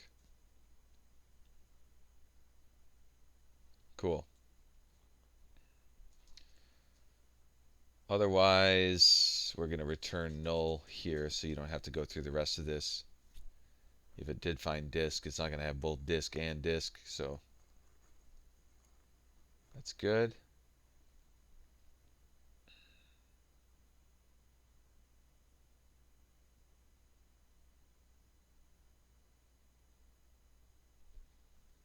I think that'll do it, I hope. The only issue is we kind of need to duplicate that down here. So So we can simplify this. So index path.index of disk if index is less than or equal to 0, then I'm going to say this. Then we only have to run through this process once, and we don't have to do that piece right there. Good. We don't need this anymore either. So this is going to return me an integer or null, getting the disk number from the file name. So this is the logic we need to actually parse out the disk number from the file name, which we're going to use in several places.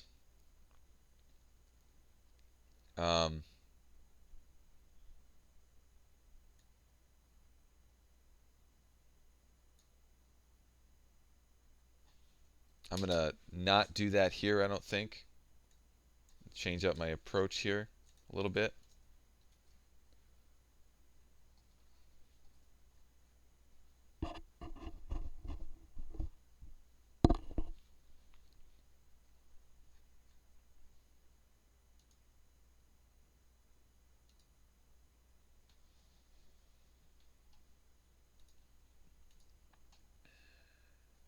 So now back in my form, excuse me, when I populate these games, populate the ROMs, we're using get title from file name. I think we should still, yeah, maybe we do need that still. I'm going to go back here, and I'm going to add a bool show disk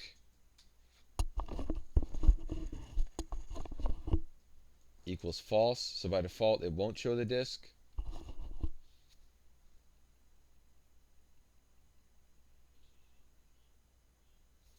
think that should be fine. And then what we can do is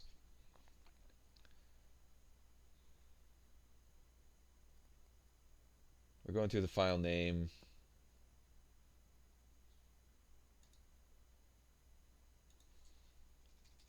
I'm just going to say file name equals, oops.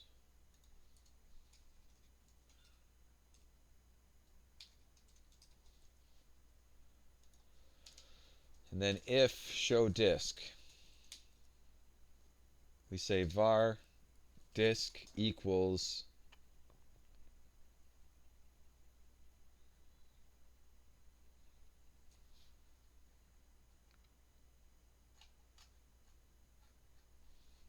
utilities dot parse disk number from file name, but then we need the original. Oh, we have the whole path, so we still have the path. That's good. Okay, so we're fine. Let's feed over the path. Now, if disk is not equal to null, then I'm going to say file name plus equals space parentheses disk space. Really, I should be. No, I don't think we need to worry about culture stuff here. Forget it. Plus disk plus and parentheses. They're appending that to the file name, so it shows up in the grid that way. And then I'm just simply going to return file name. Okay, and then in my form, anywhere we call get title from file name, which I think the first time that happens is right here.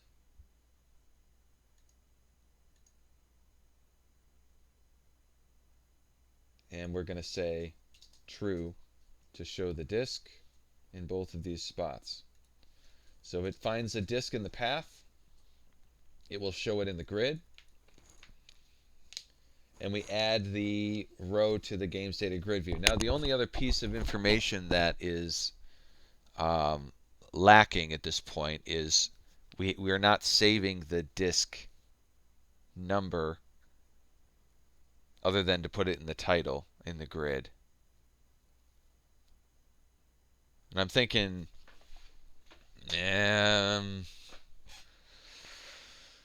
should I add another column to that grid, or maybe even not even show it, but put the disk number in there? Thinking maybe I should.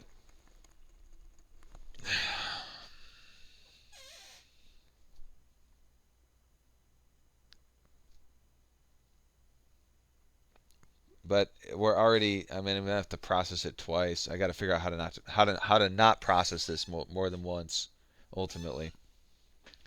So maybe instead, um,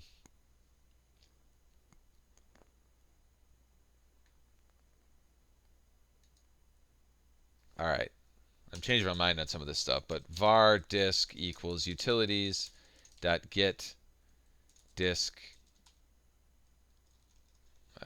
parse. Is that what I did? Yeah, parse disk from file name dictionary. Wait a minute. We have get best round file to use. So there we go. That's first. Var disk, parse disk number from file name, file.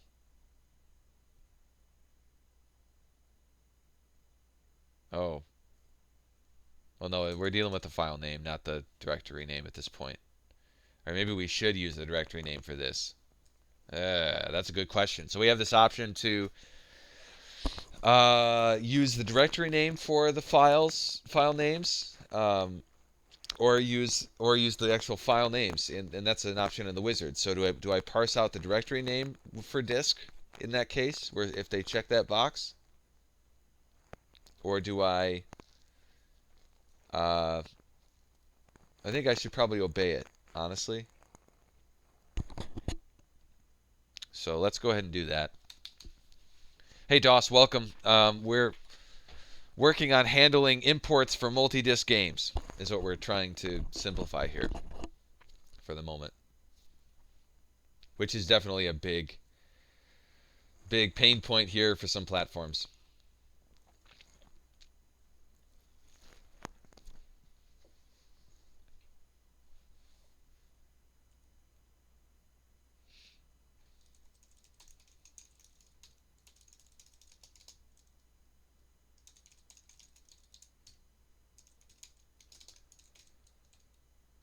Okay.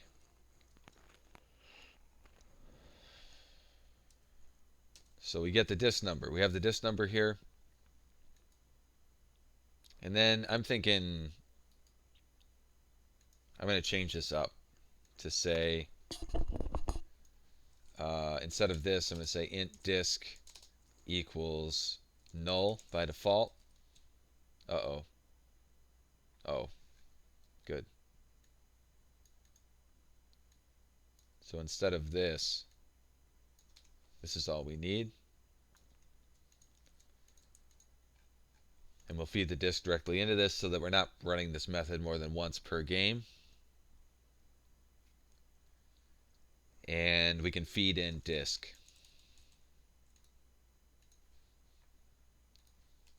And then we have access to disk, so we can add disk to the grid like that. Do the same thing down here.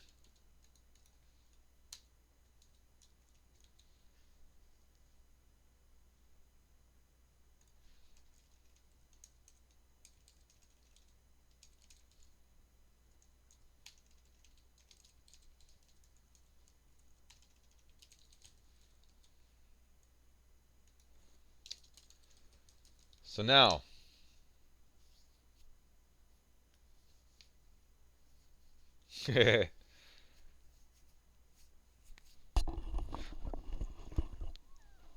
okay. So now we have the information added to the grid. I don't know if we want to show the disk number in the grid. We certainly could. It's not going to be difficult to do that. Why don't we just go ahead and do that? In the grid here, import games from files, wizard form. Let me pull up the form itself.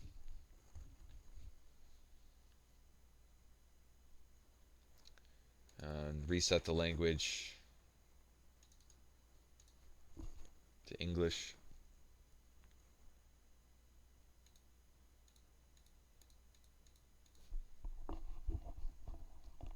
The image downloads. Here's the grid itself.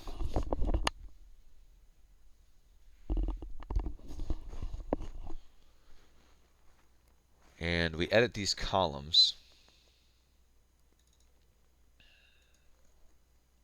Oh, we must be programmatically adding those columns, I guess.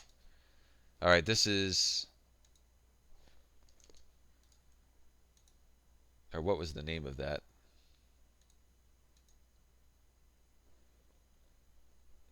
Games data grid view, I knew that. So games data grid view dot columns dot add. Here we are. Is that the only spot? No, we have it in several different spots. For the different import types, there's Windows, ROM files are right there. It's probably what we need. And then this is DOS.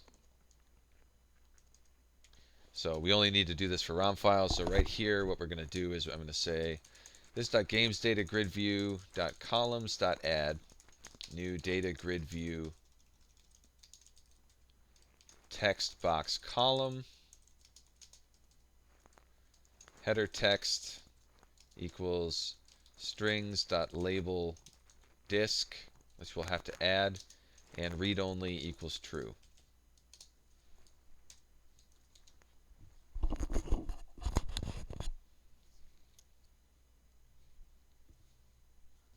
Cool. Let's add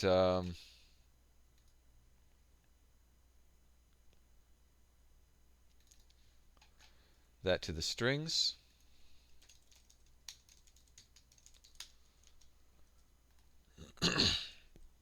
So now, in theory, where we're at is when we run through the import process, it should separate out the disk from the files and show it in the grid. But obviously, on the import process itself, we're not doing anything with that yet. So, but this might be worth testing at this point, although I don't have a good set of files to test either, which I need to go get. So, but I think it's worth testing this at this point. I'm just going to have to hack in some file names, I think. Put some files together. Because I don't have time to download anything, of course. Let's go ahead and start up our test instance.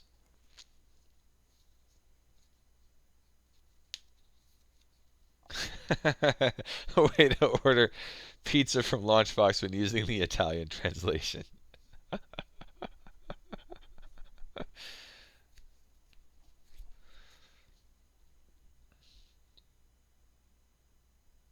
Speaking of, we're still in the Italian translation. Ah, file type, yes. You know what? That wouldn't be that hard to do. I don't know. We certainly could.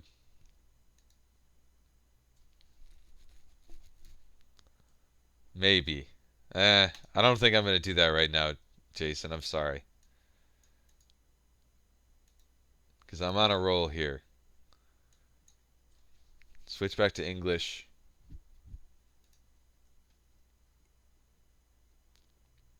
It wouldn't be that much of a distraction, but yeah, we're going to stick with the disk stuff for now.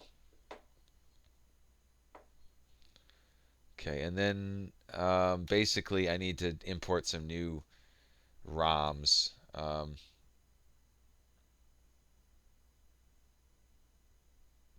What'd you do wrong, BRB?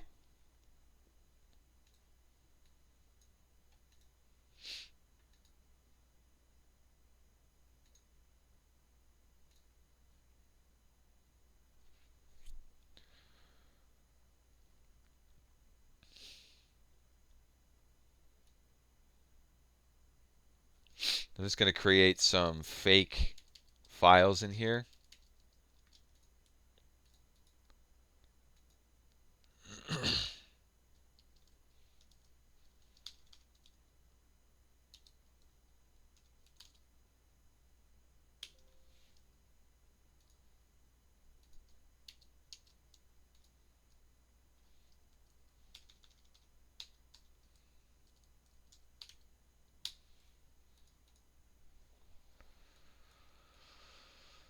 So I have two files here right now. You guys will, no, you won't be able to see them. This Gran Turismo, Disc 1 and Disc 2. Doesn't really matter, but these are PlayStation. It's fine.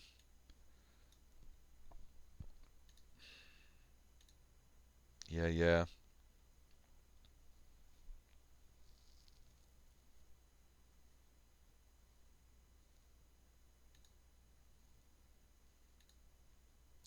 There it is.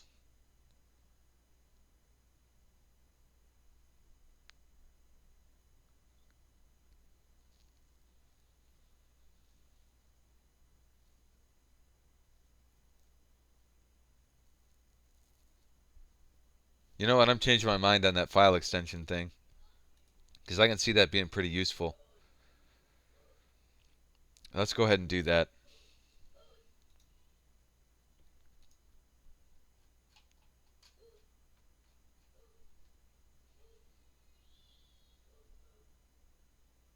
Yeah, I'm going to do it. All right. So we'll do that real quick. It won't be difficult. So in my... Oh, yeah, we don't do it there. We do it here. So I'm just going to add this dot games data grid view dot columns dot add new data grid view text box column header text equals strings dot label extension read only equals true. Add the string. Wake up. There we go. Label extension.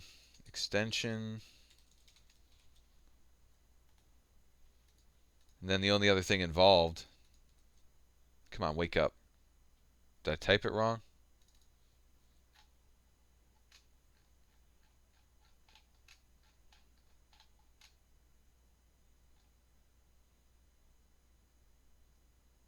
No. Wake up, Visual Studio. Oh, string, because I'm a dummy. There we go. And go down and in the import processes, if I can find out where we were before.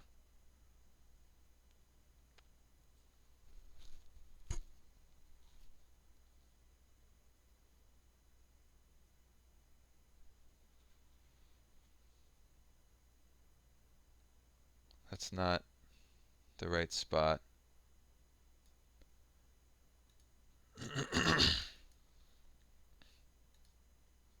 There it is. Okay. Populate ROMs. That's what I'm going for. Here we are again, and then it's just down here. We just need the file extension before the disk is all, and well, if we're dealing with folders though, we can't get the file extension. We can though. Um,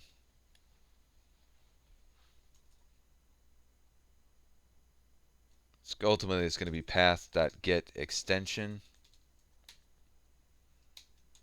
from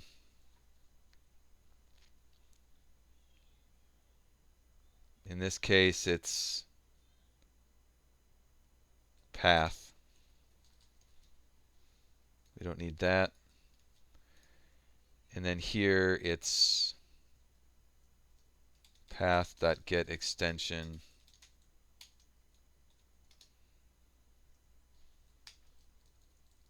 and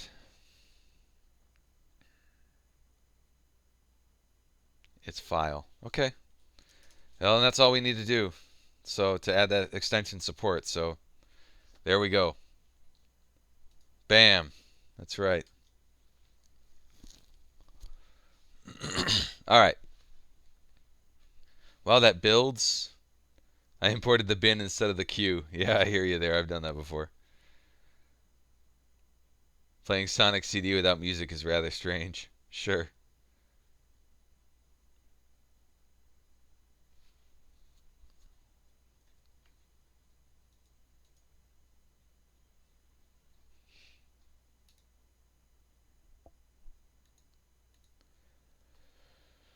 All right, so that's built. Let's give it a run.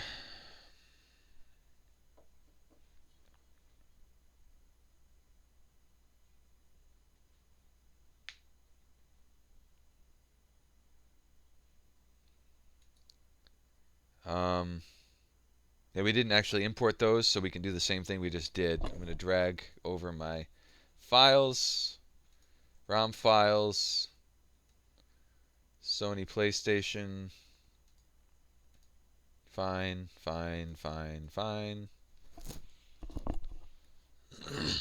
Go. Here we are. There's our ISO extension, and we can sort by that. So that's solved. That should help for people who, yeah, that was a great idea, definitely. So I'm glad we went ahead and tackled that. Thank you, Jason. I appreciate that. Um, so we're good to go, basically. The next step in the process is to actually modify the import to use the disk info that we have here. So that's what I'm going to do next. We got to send it over first, and then we got to actually use it when we import the games.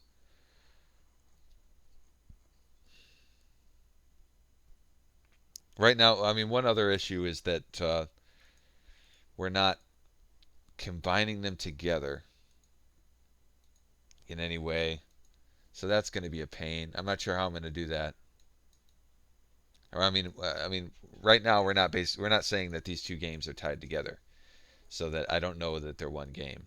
I guess what we're going to have to do is, you know what though? Really, we should now that we have the disk column, we don't need disk one and disk two in here. So what we can do is we can just check for the same names. First of all, we'll remove disk one and disk two.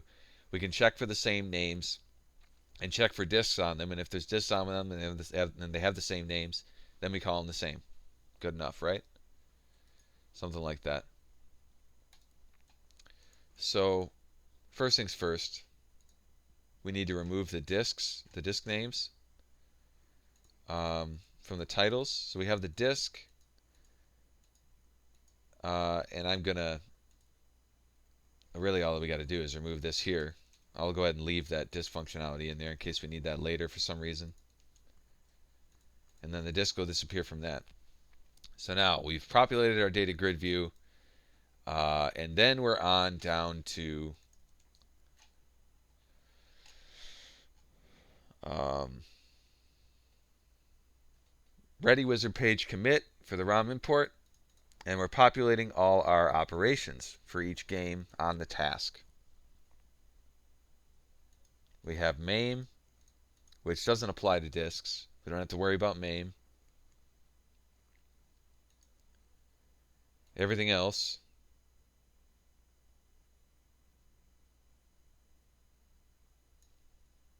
so we need to add a disk parameter for ROM import operation.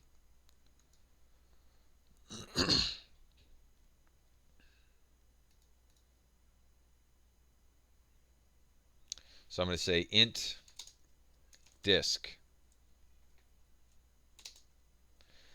Or do we change this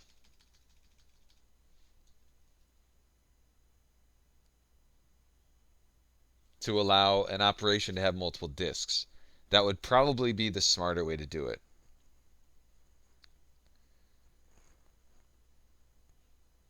So I'm going to add another constructor here. I'm going to say internal ROM import operation, string name, string, no,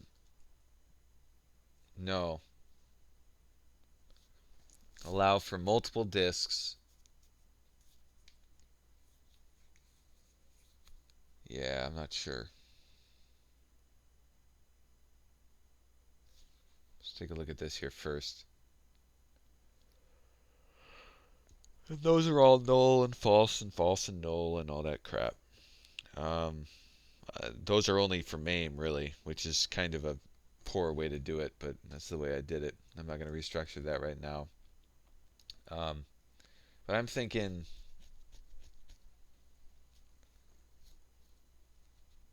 just trying to think of the best way to do this. Ultimately, we need to provide another constructor that allows you to do this and have multiple file names attached with multiple disks.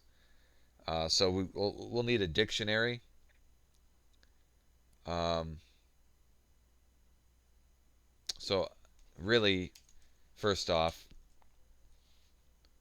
I'm going to say that and bool allow override. I'm not even going to do that. I'm just going to do that alone. And copy this. And these are all going to be null ultimately.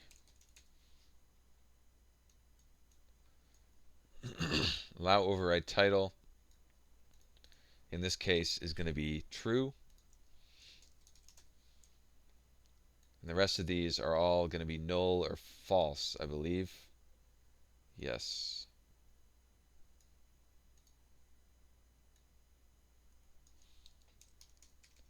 We don't really need to specify the ones that are null. Everything is going to default to null or false, so I don't need to specify any of this stuff. I need to specify that, but that's it. This stuff can all be just taken out. All right. And then we're going to need another property. I'm going to an internal dictionary of int string. So disk 1 is going to be this file name. Disk 2 is going to be this file name ultimately. These are disk file names is what we'll call this. And it's just a get. And in the constructor, I'm going to say this.disk file names equals new dictionary of int string. Okay. So if it's a multi-disk game, we're going to use this constructor, and then we're going to populate the disk file names correctly. Okay.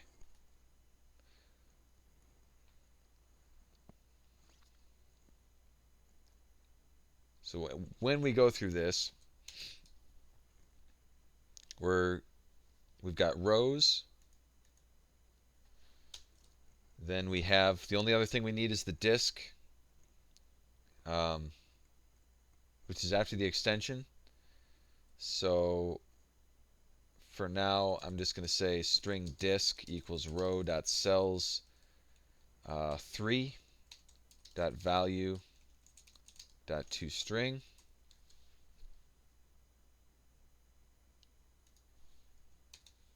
Just in case it's null, I'm not sure if it can be.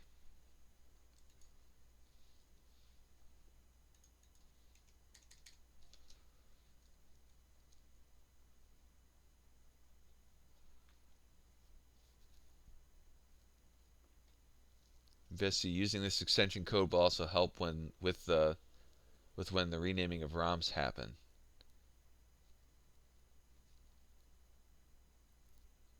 Ah, viewbot. Yeah, that's true. That's very true. Yep. Okay, so we have our disk. I'm going to say else if not string.isNull or empty disk. That means we have a disk on the game. The other thing is we need to know what operations. I'm going to add another local dictionary here. Var multi-disk tasks or operations equals new dictionary of string ROM import operation. Okay. So what we can do is, first off, if multi-disk operations dot contains key. Well, the first thing we're gonna no, this is right. I need a ROM import operation, and if multi-disk operations dot contains key,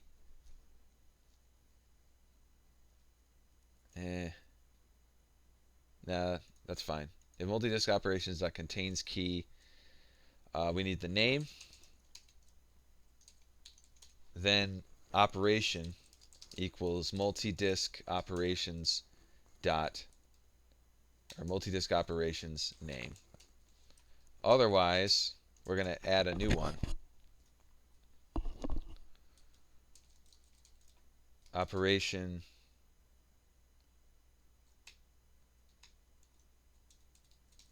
equals new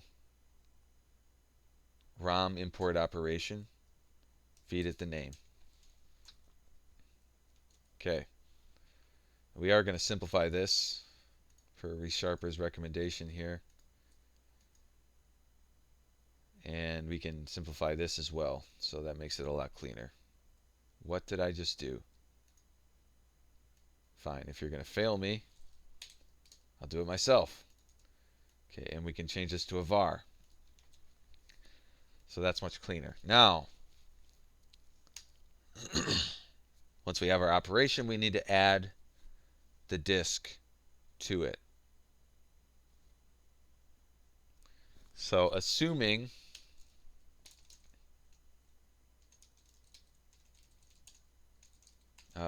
dot disk file names dot contains key. Really, disk should be an int, since it's looking for an int. Yeah. Let's change this up.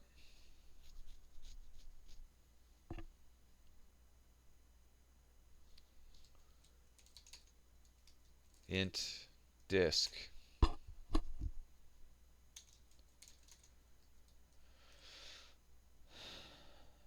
If row.cells3.value.toString is not equal, value is already no, it's an object. So if not string.isNull or empty, oh crap. Dang. Is null or empty, then I'm going to say well,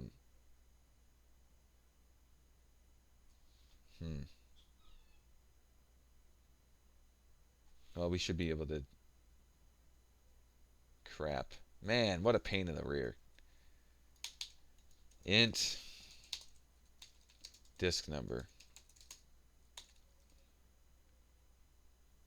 Then basically, if int.tryParse,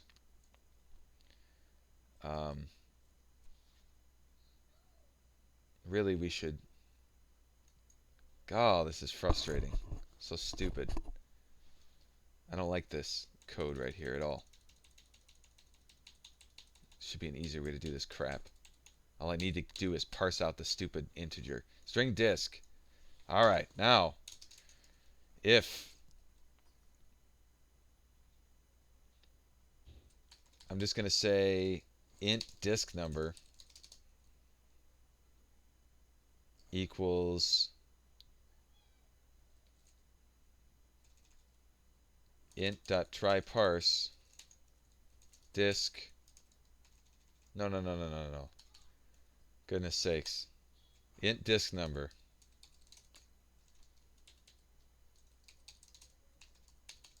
int.tryParse disk out disk number. Goodness sakes. There we go. But then we still don't know if this worked.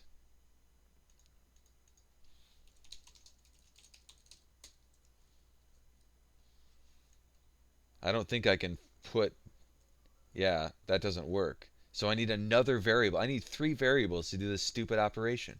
That's so stupid.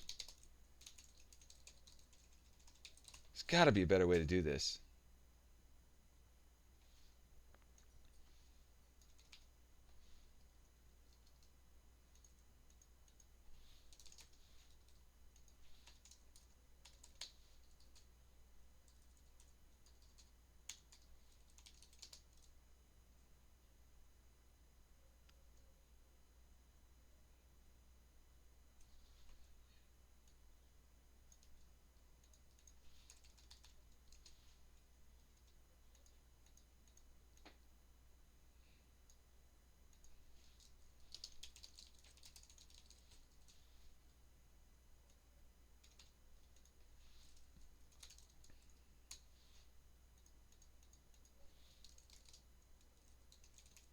There. That's the best I can do. All right. Nasty. Whatever. All right. So then we can check to see if disk is not null instead. Yeah, whatever. Equals null. All right. Okay. If operation.diskFileNames.contains key disk.value, then if it doesn't contain the key, then we're going to add it. So we say operation.diskFileNames.items or diskFileNames.add. Yeah. And we feed in the key, which is the disk.value, and the value is going to be the file name, which in this case is just file.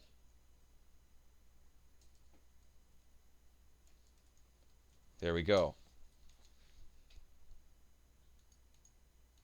So we get the operation. We add the file to the operation, and then if multi-disk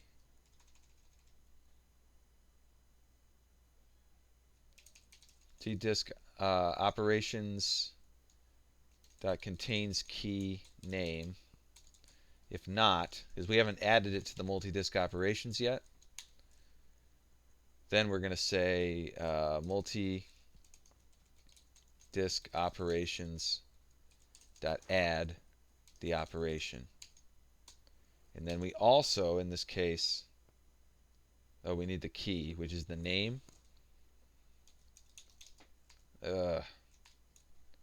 Name operation. Okay, and then we also have to add it to the ROM import task.operations. This.ROM import task.operations.add operation. There it is, finally. So in this case, now,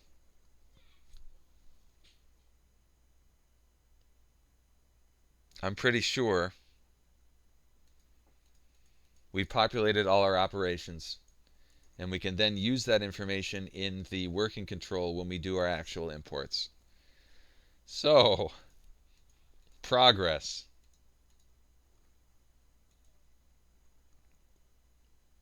I feel like I should walk through this code, though, to test it, because I want to make sure everything's working properly. So let's go ahead and run our test again before we implement the final piece. Hopefully we can wrap this up in a half hour here.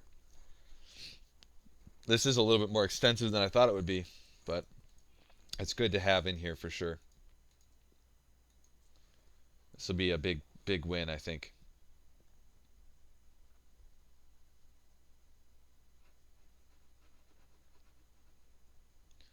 Okay, so we're going to drag our ISOs over, their ROM files, their Sony PlayStation, RetroArch, current location, yada yada yada.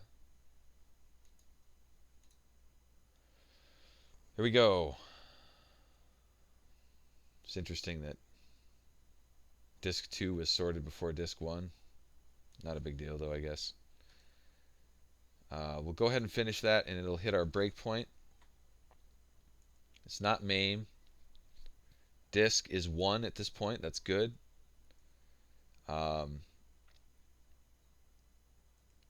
It should add us a new ROM import operation. It shouldn't have that in there, so we just added disk 1 as 1. That's correct. And it's the first time, so it's going to add to both collections. And then the next item, this is the disk 2. And it should use the existing one, and it adds 2 and disk 2, the file name for disk 2.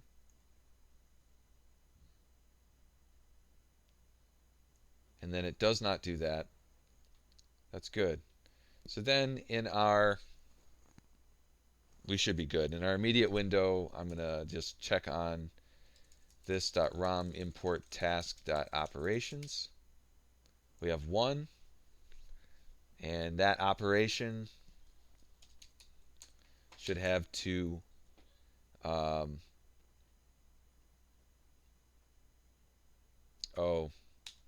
dumb thing. It's the wrong type. ROM import operation.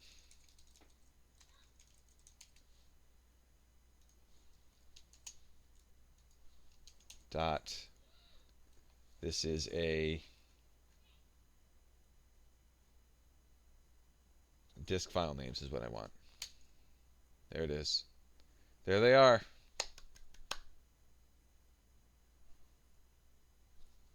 I didn't change this right here, but it doesn't matter. Just for the example. I'm going to go ahead and kill it at this point because I don't want it to import the stuff yet because that code isn't there. So, good progress. Let's go into the working control now and figure out where it's doing this. So the ROM import background worker, it goes in. So here's where it loops through all the operations.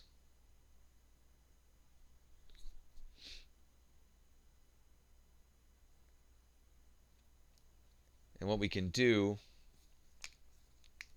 is check to see if that dictionary is null or not. So the first thing, well, I mean, get game. I guess it should be using get game. We need to do it in get game because that's going to handle it. This is only for the ROM stuff.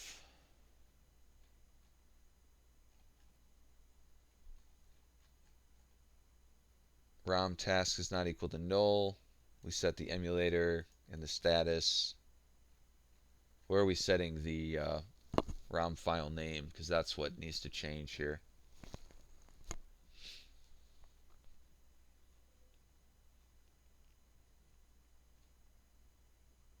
I think it's under application path. Oh, it's right here. I see. Utilities.get relative path operation.file path. And file path in this case is going to be null. So that's going to be tricky. I wonder.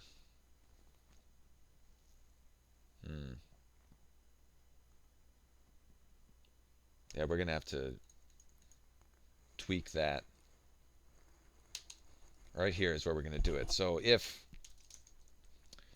operation, first off, if ROM task is not equal to null and ROM task dot, well, we can simplify this again. So ROM task question mark dot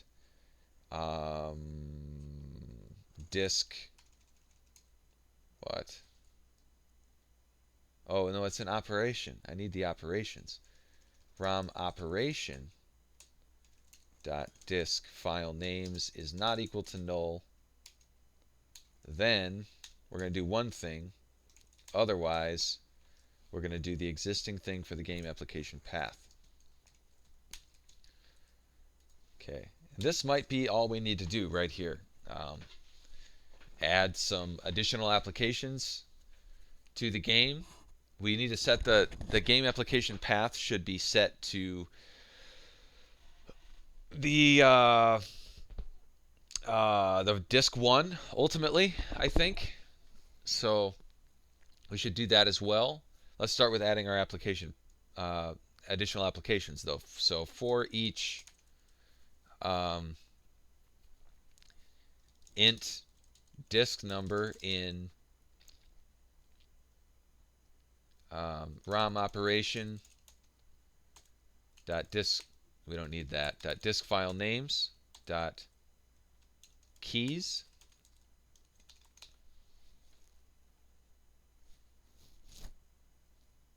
I'm going to take number off the end of that. It's unnecessary.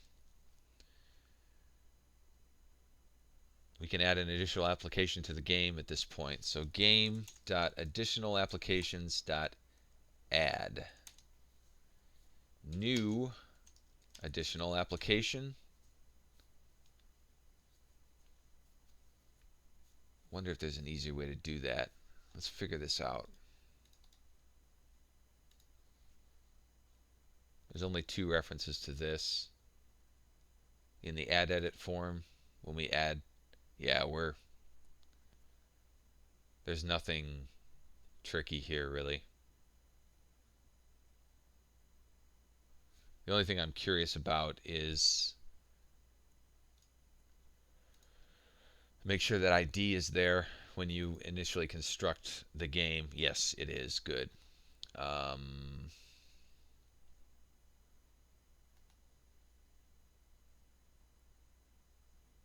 Game ID, name, application path, command line. Yeah, this is simple stuff for the most part. So we say new additional application, and we feed in the game ID. So it's going to be game.id, the name, which is going to be this.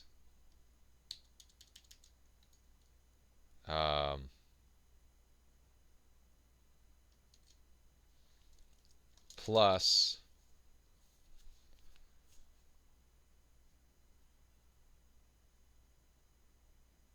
I'm gonna, yeah, we need to add the disk obviously. I'm just gonna do dash disk space disk for now. The application path is going to be ROM operation dot disk file names. We need utilities dot get relative path. Really, this is going to be relatively complicated here. Let's make this a little cleaner. So this becomes utilities dot get relative path. And then we've got ROM operation dot disk file names disk.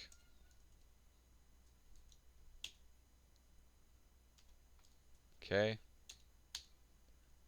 Command line is empty.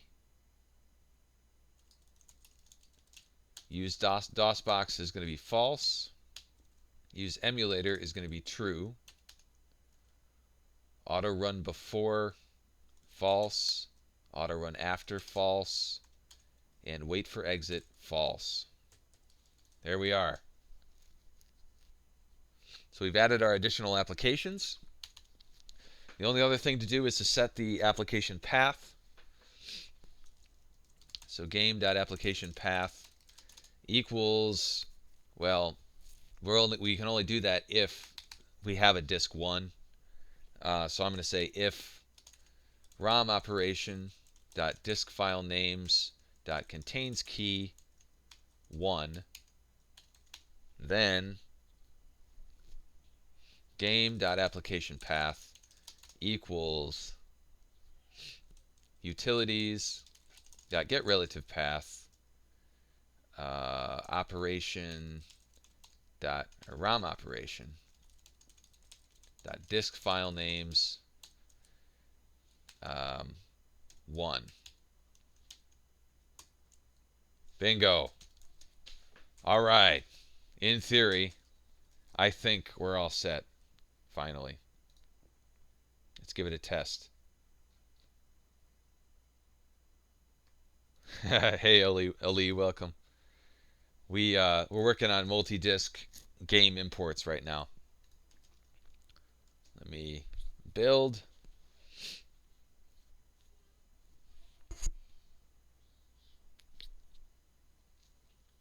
and we shall test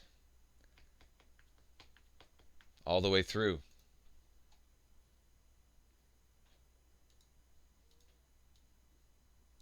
I'm streaming, guys. You need to let me be for a bit, okay? Okay, we're gonna drag files over and run through this process one last time.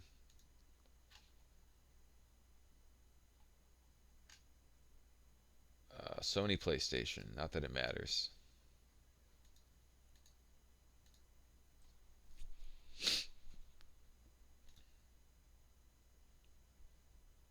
It's only one game, so we can download art for it all. It doesn't matter. Yeah. Gran Turismo 2. There we go. Finish. Let it do its downloads. You know what? I might already have Gran Turismo 2 in there, though. That stinks. What happened? I broke it. I'm going to first go ahead and delete Gran Turismo 2. And I'm not sure what just happened. We'll put a breakpoint in here. Oh, wait a minute. Am I running the... Darn it, I'm running my actual instance, and I just deleted Gran Turismo 2. Well, poop. That stinks. No, I'm not. I'm running the... I was running the right one. Okay. I didn't realize I had images in there for that one. So what's going on? Let's figure that out. It didn't work. Put a breakpoint in there. Try it again.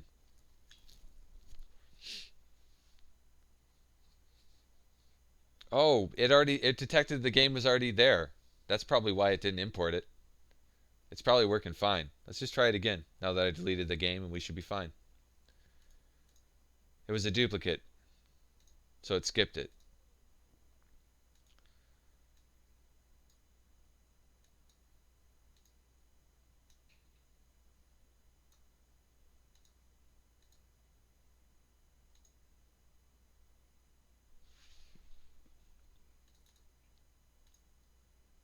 Finish. There it goes. All right.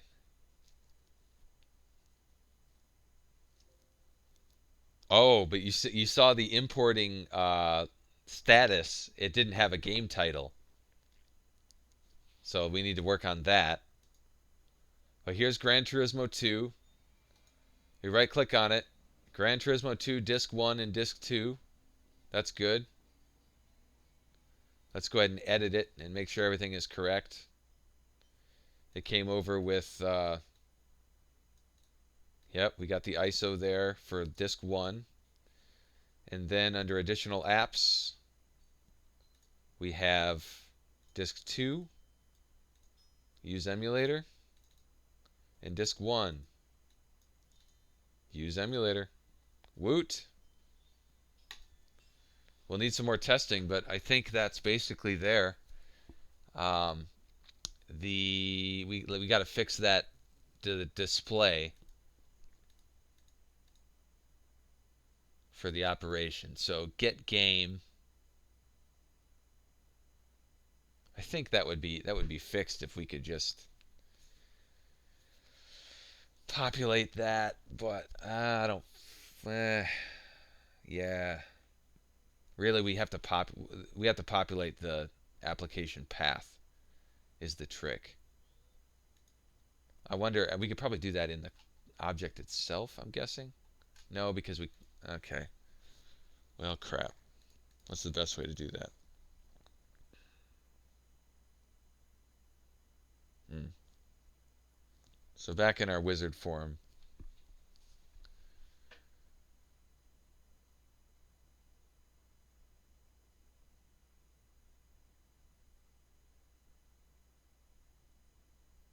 if disk is not equal to null,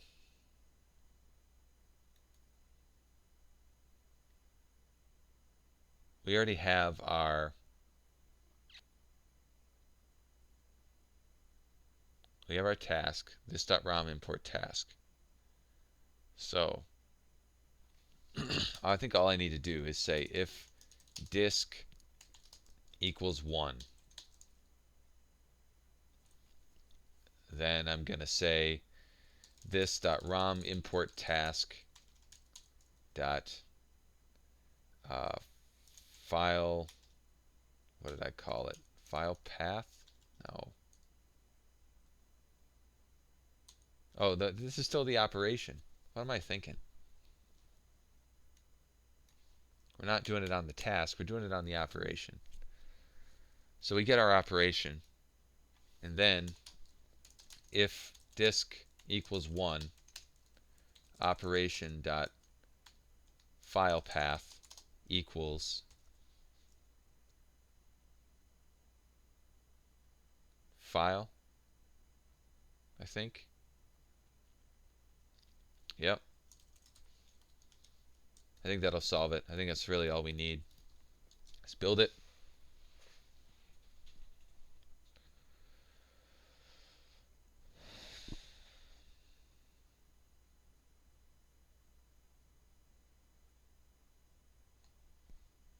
And test it again. Just delete it first.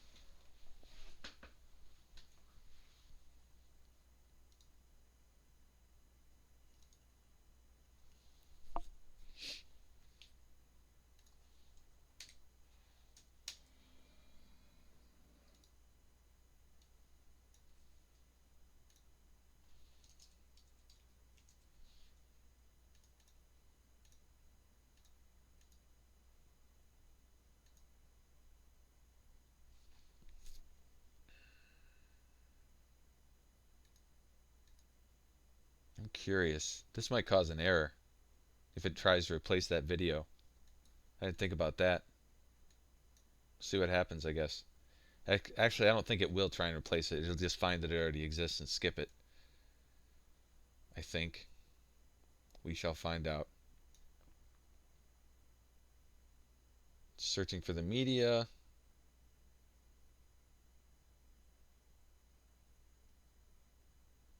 Gran Turismo 2, that's good. There we are. Bingo. We win. Awesome.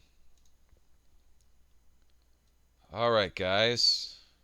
So we have our first big addition improvement for 6.8. That's good.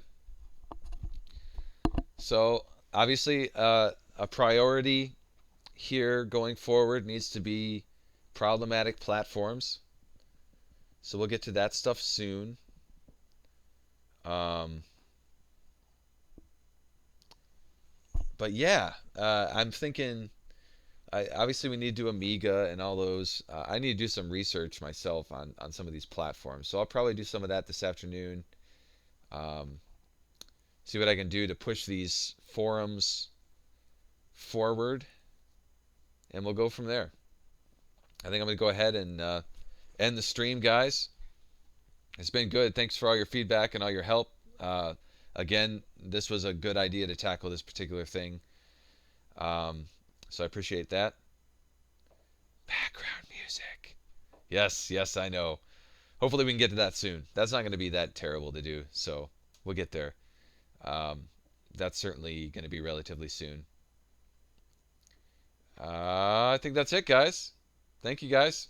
Talk to you soon. See you guys on Wednesday. Yep, Wednesday at 9:30 a.m. Pacific Standard Time. Take it easy, y'all.